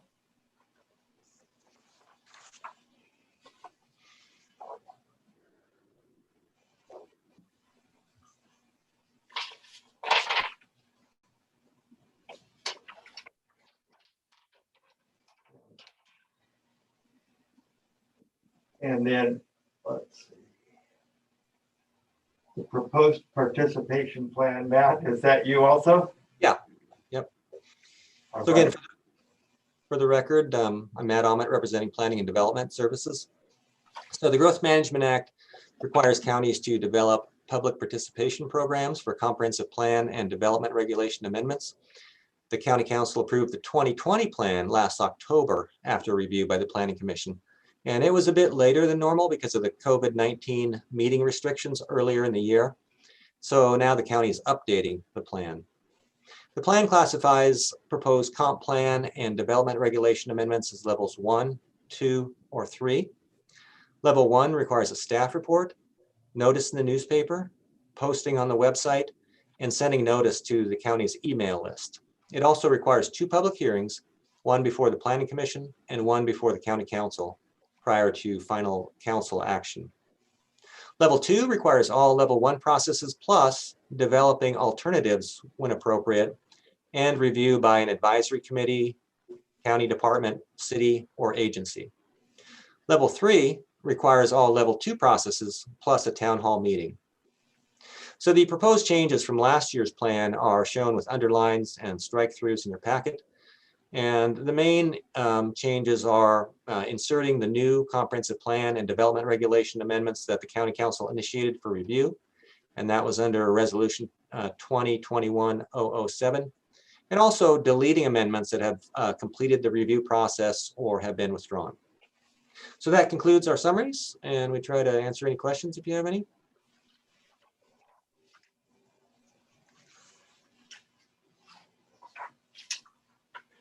Commissioner McClendon. So this is a repeat from other years. I note that, and this for the benefit of other planning commissioners, the number following the title PLN 2021-00001 for the first one there. The 2021 is in fact the year. And you'll note that on some of these, they've been on the docket for, here's one, 2012, 2014, 2015. So my concern is that this stuff gets on here and it just languishes. And so question for Mr. Ahmet, do you have any idea what is an actual priority for this year? Yeah, we have the Planning Commission. Let me grab the schedule here.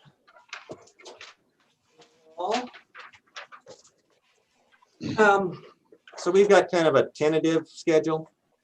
So according to this schedule, we've got the MRL. Well, after the shoreline program update is done, we've got the MRL code amendments, and those are kind of all batched together. We've got this countywide review, but then we've got some other applications, and so those are kind of bunched together.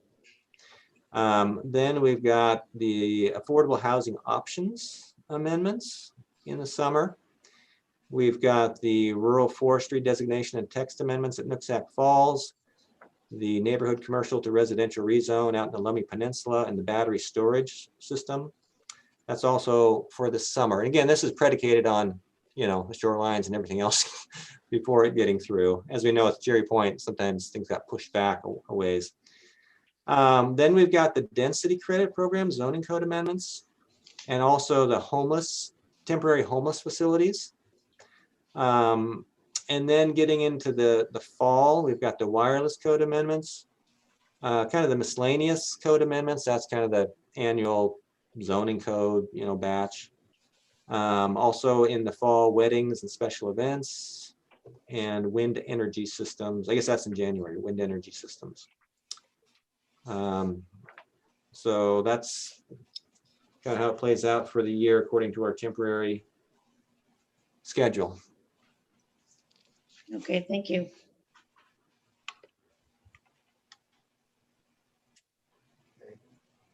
This is another one that we need to have a public hearing on. And so I would like to go ahead and open the public hearing. And we have Mark Ambler has asked to speak. Go ahead, Mark. Yeah, thank you. I didn't hear D8 on the schedule, which is marijuana growing and processing.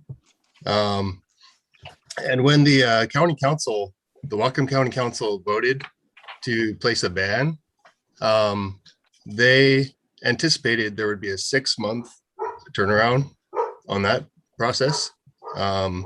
So I think if it's not going to be 6 months, we need to tell them immediately because it will affect their decision. Yeah, I think the director made this schedule before that was either docketed or in process. So I am pretty sure that will be inserted in here within the next 6 months sometime.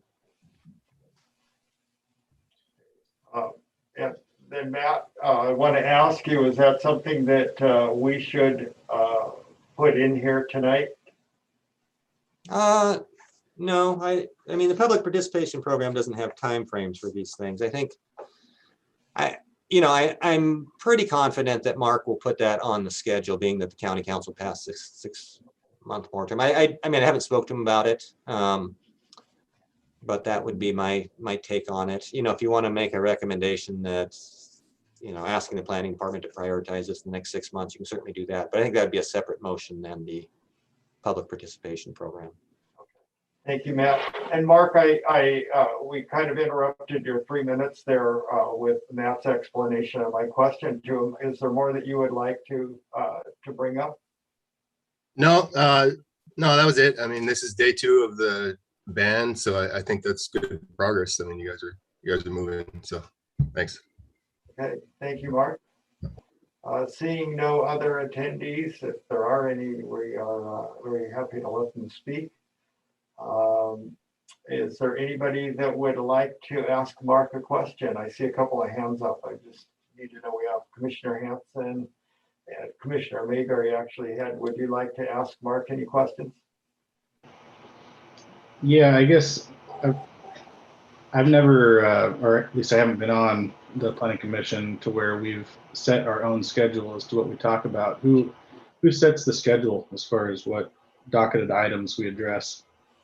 I'm sorry, probably with the mask and everything, it was hard to hear. I was wondering if you wanted to ask Mark Ambler any questions. He's No, I'm sorry. That was for Mark Abbott. Okay, we'll just hold on here a minute. Commissioner Hanson, would you like to ask anything of Mark Ambler that just spoke? No. Okay. And thank you, Mark. And we will go ahead and close the public hearing. Commissioner Mayberry, go ahead. Yeah, I'd just like to ask staff again, what our responsibility is or our authority to address the scheduling of docketed items. Well, the planning director, you know, puts together the schedule. I think he kind of gives you an update and talks to you about it every once in a while. And, you know, I think the marijuana thing came up and he didn't have that on here at all. I'm assuming, again, I'm caveating this all with, I haven't talked to him about this. However, the council passed this moratorium. So I'm assuming that'll be on the docket, sometime this year, although the Cherry Point, I guess, went sometime with the repeated moratorium. So again, if you want to pass some type of motion separate from the public participation plan, you can certainly do that. But historically, we have not had time frame for these things in the public participation program. Okay, Commissioner Hanson, go ahead.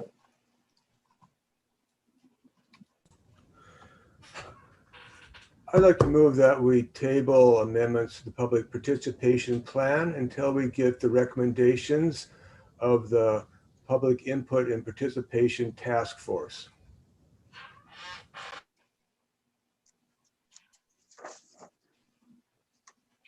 Is that a motion to table?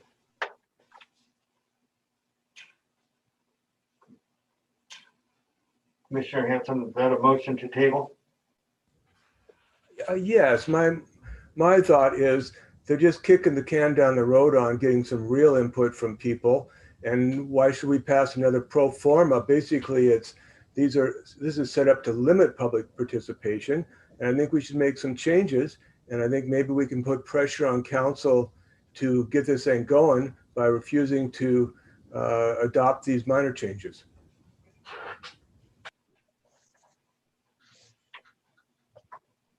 Commissioner McClendon? Doesn't sound like there's a second to that, and I would definitely oppose that. This is basically the work plan for the. Commissioner, can we pause just for a moment? One of the things I wanted when I called on you or recognized you was that whether you were going to second or not, and since you didn't second, we don't have a second, so the motion dies for no second. And please go ahead and continue. Okay. I wanted to respond to Commissioner Mayberry's question about the schedule. I've asked Mr. Personius that question in other years, and basically I would summarize his answer as the squeaky wheel. That's what gets something on the year's work schedule. So if you wanna get something moving, you need to get people to complain that's being ignored. So. Thank you, Commissioner Masseri. Yeah, council's direction also seems to speed things up quite quickly. So if there was a recommendation to council on something and they accepted that or recommended it to staff, then that would also probably speed things up on the.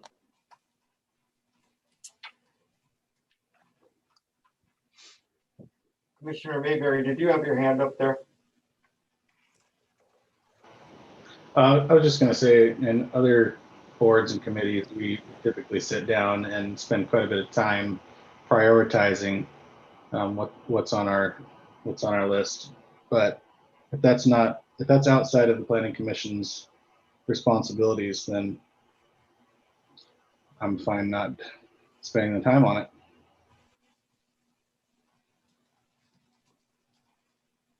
Commissioner Desmani. Yeah, the council ultimately sets the order and priority on the docket.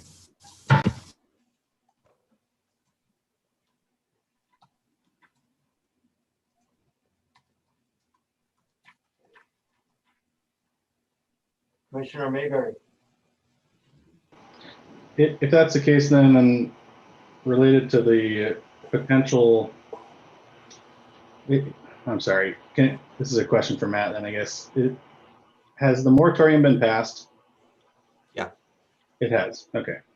Since the moratorium has been passed, I'd like to make a motion that staff come up with new language that the Planning Commission can address regarding marijuana processing facilities, both outdoor and indoor, within the next 3 months.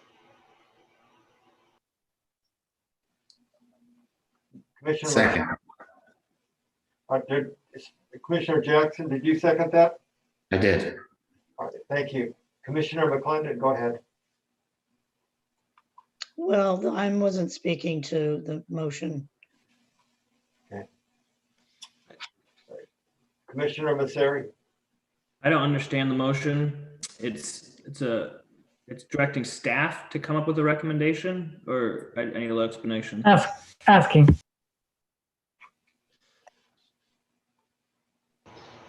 Yeah, it's asking staff to come up with new language regarding indoor and outdoor marijuana propagation expansion permits. I'd have to look at the ordinance. I'm not sure if it deals with indoor also.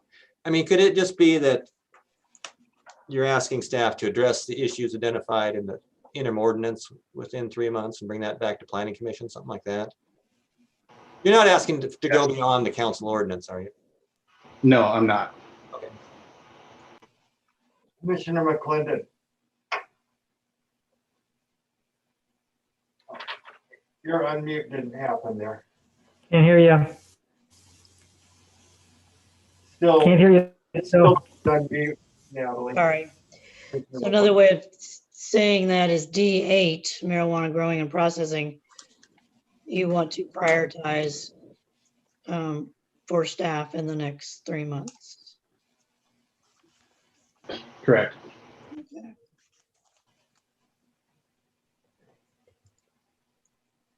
Commissioner McClendon, are you recommending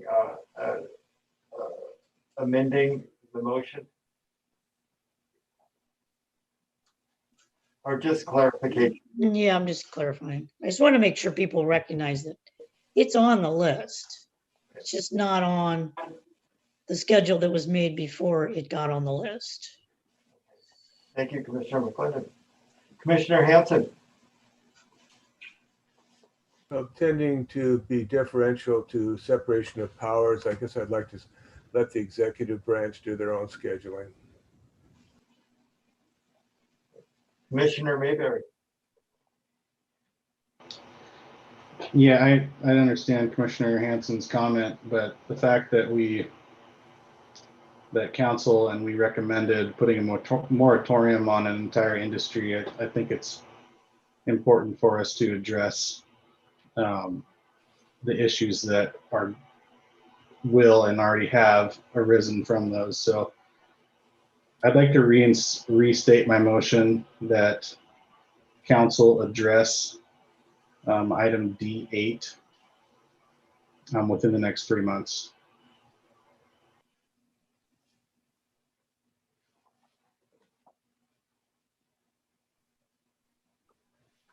Is that a change to his motion? Yeah, the last one said staff, this one he said council. And Commissioner Mayberry, was that a change to your original motion? I'm sorry. Yes, the change would be that staff address on our schedule D8 within the next 3 months. So you're proposing to amend your motion or change it? Just want to be clear. Correct. Just for the sake of clarity. And who is the second on that? Jackson. That's fine. Okay, so Commissioner Jackson was the second and he's fine with it. So we'll change the motion to, Tammy, do you have that written down? Okay. Yes, so, Will you read it back to us, please? okay, the motion is that staff address item D8 within the next 3 months. Okay. All right, thank you. Commissioner Masseri. Yeah, if the direction of all this comes from council, it seems like we should be recommending council to give that direction to staff rather than us recommending it to staff, or us, I guess, trying to obligate staff to do it. I don't know that we have that authority. and we don't. So we change that, so it's not. So I'm going to ask Tammy to read that back to us one more time. Just make sure at least I have it straight. Okay, let me see if this is right. So basically the motion is that we recommend council direct staff to address this item D8 within the next 3 months. Does that work? Commissioner Mayberry, will you, Yes, that works. So council obligates staff to address D8. I mean, technically, I don't think council can, I mean, we're in the executive branch, so the executive sets our schedule. I mean, the council has, obviously influence in that, but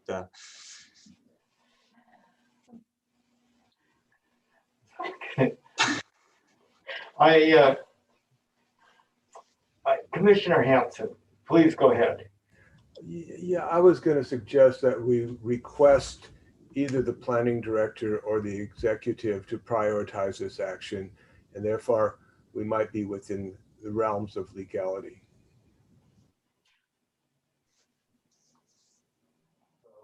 I was going to say that we're probably beyond the scope of the council to direct staff. But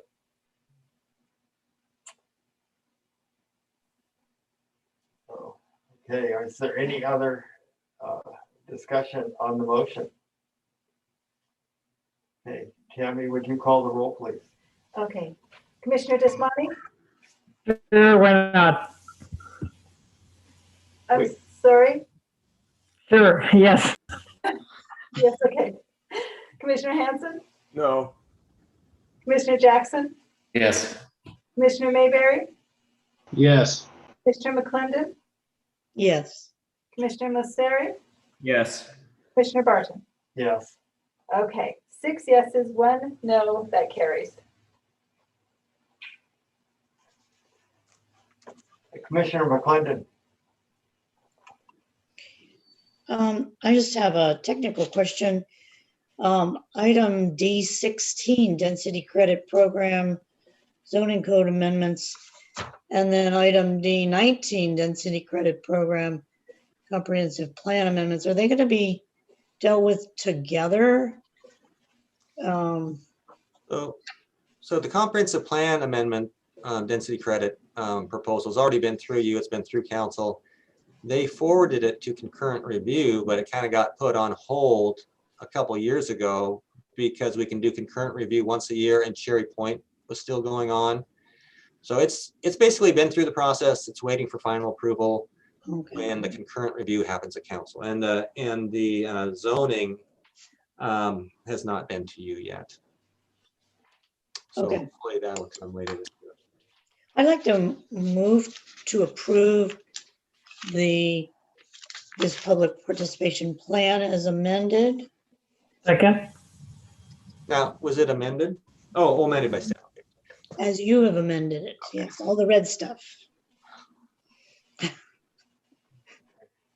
We have a motion and a second to approve the plan as amended. Is there discussion? Tammy, would you please call the roll? Commissioner Desmani? Yes. Commissioner Hanson? no, Commissioner Jackson? Yes. Commissioner Mayberry? yes, Commissioner McClendon? Yes. Commissioner Mosseri? Yes. Commissioner Barton? Yes. That carries 6 to 1.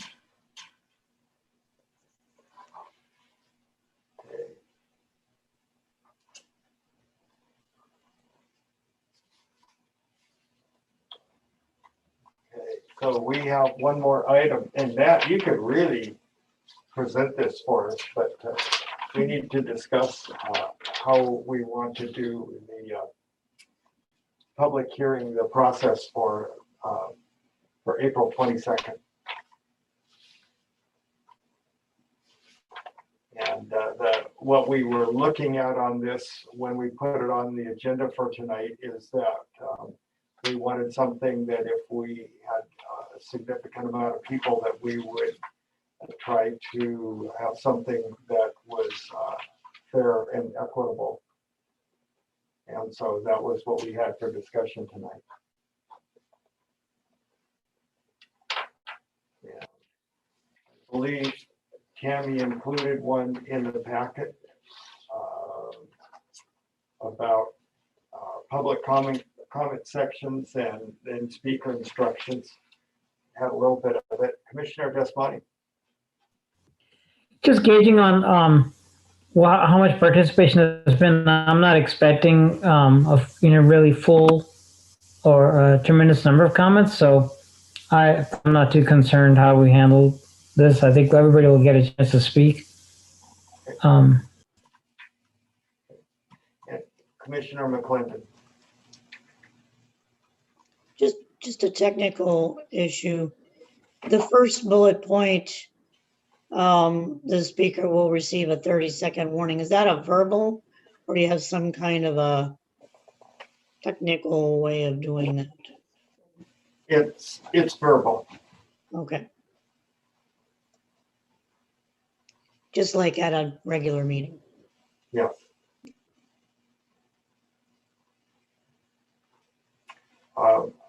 I think in this hearing, and the fact that we're virtual, I tend to agree with Commissioner Desmani that not certain we will get a lot of speakers, but I do want to make sure we take care of it.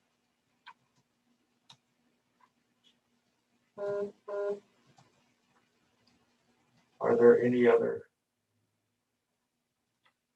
I see some of you are reading. Commissioner Masseri. Yeah, one of the concerns before was that whoever got there earliest got to sign up. And so that was seen as maybe being inequitable or not the best system. With this, it's whoever raised their hand first. It's actually almost an equalizer in some regards, good or bad.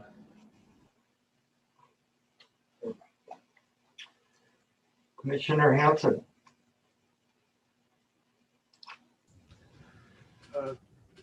Given the likelihood that the vast majority of our citizens will not know that this is going on, will you be able to send something out to us that we can send around to alert people that this is happening and give them the link to dial in?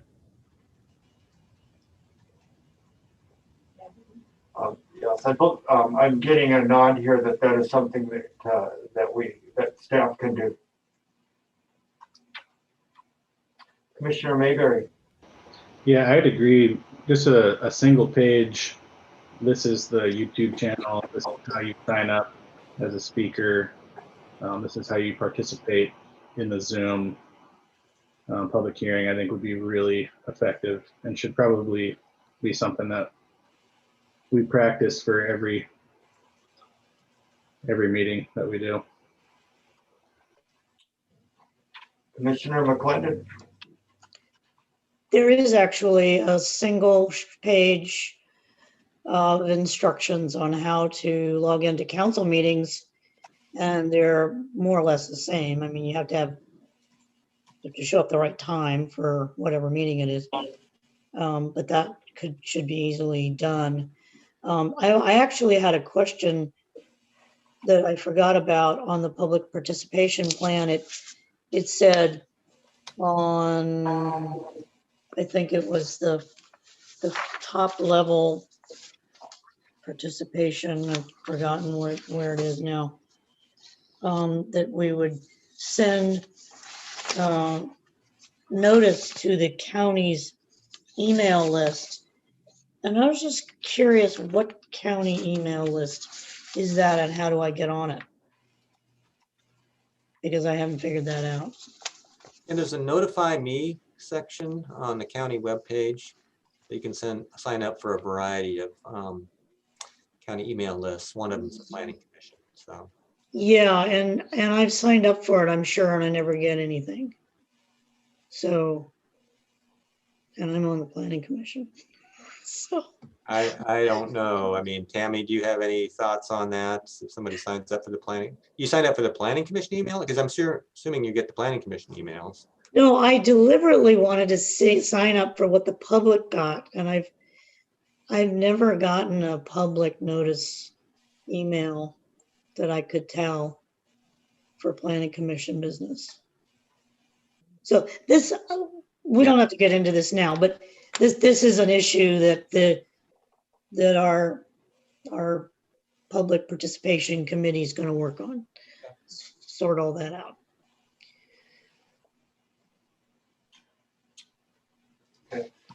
I'm not seeing any more discussion, so I think we're going to go continue this next meeting as we have, and viewing the fact that we're Zoom. Oh, I see we got a hand here, Commissioner Hanson.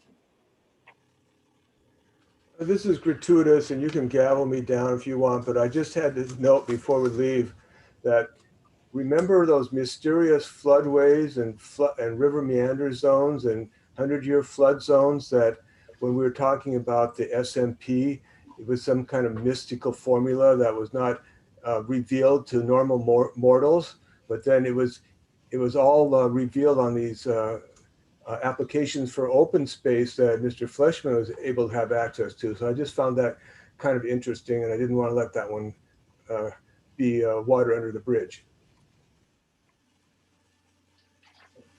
So, Commissioner Mayberry. I'm not sure that's entirely correct, Commissioner Hanson. I'll leave it there, but I just want to make sure, are we going to get a one-page how we direct the public to join our next meeting? Yes. Yes, okay.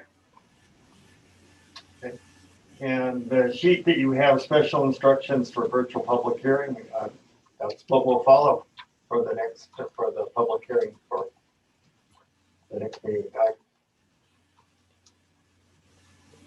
Is everybody ready to adjourn? I was going to say go home, but couple thumbs up. I usually see Commissioner Hanson with a thumbs up there, and I know it's time, but there we go. Two of them. Okay, the meeting is adjourned. Thank you, everybody. Thanks, everybody. Thank you. Good to see everybody. Yes, nice to see you, Commissioner Jackson. Take care, everybody.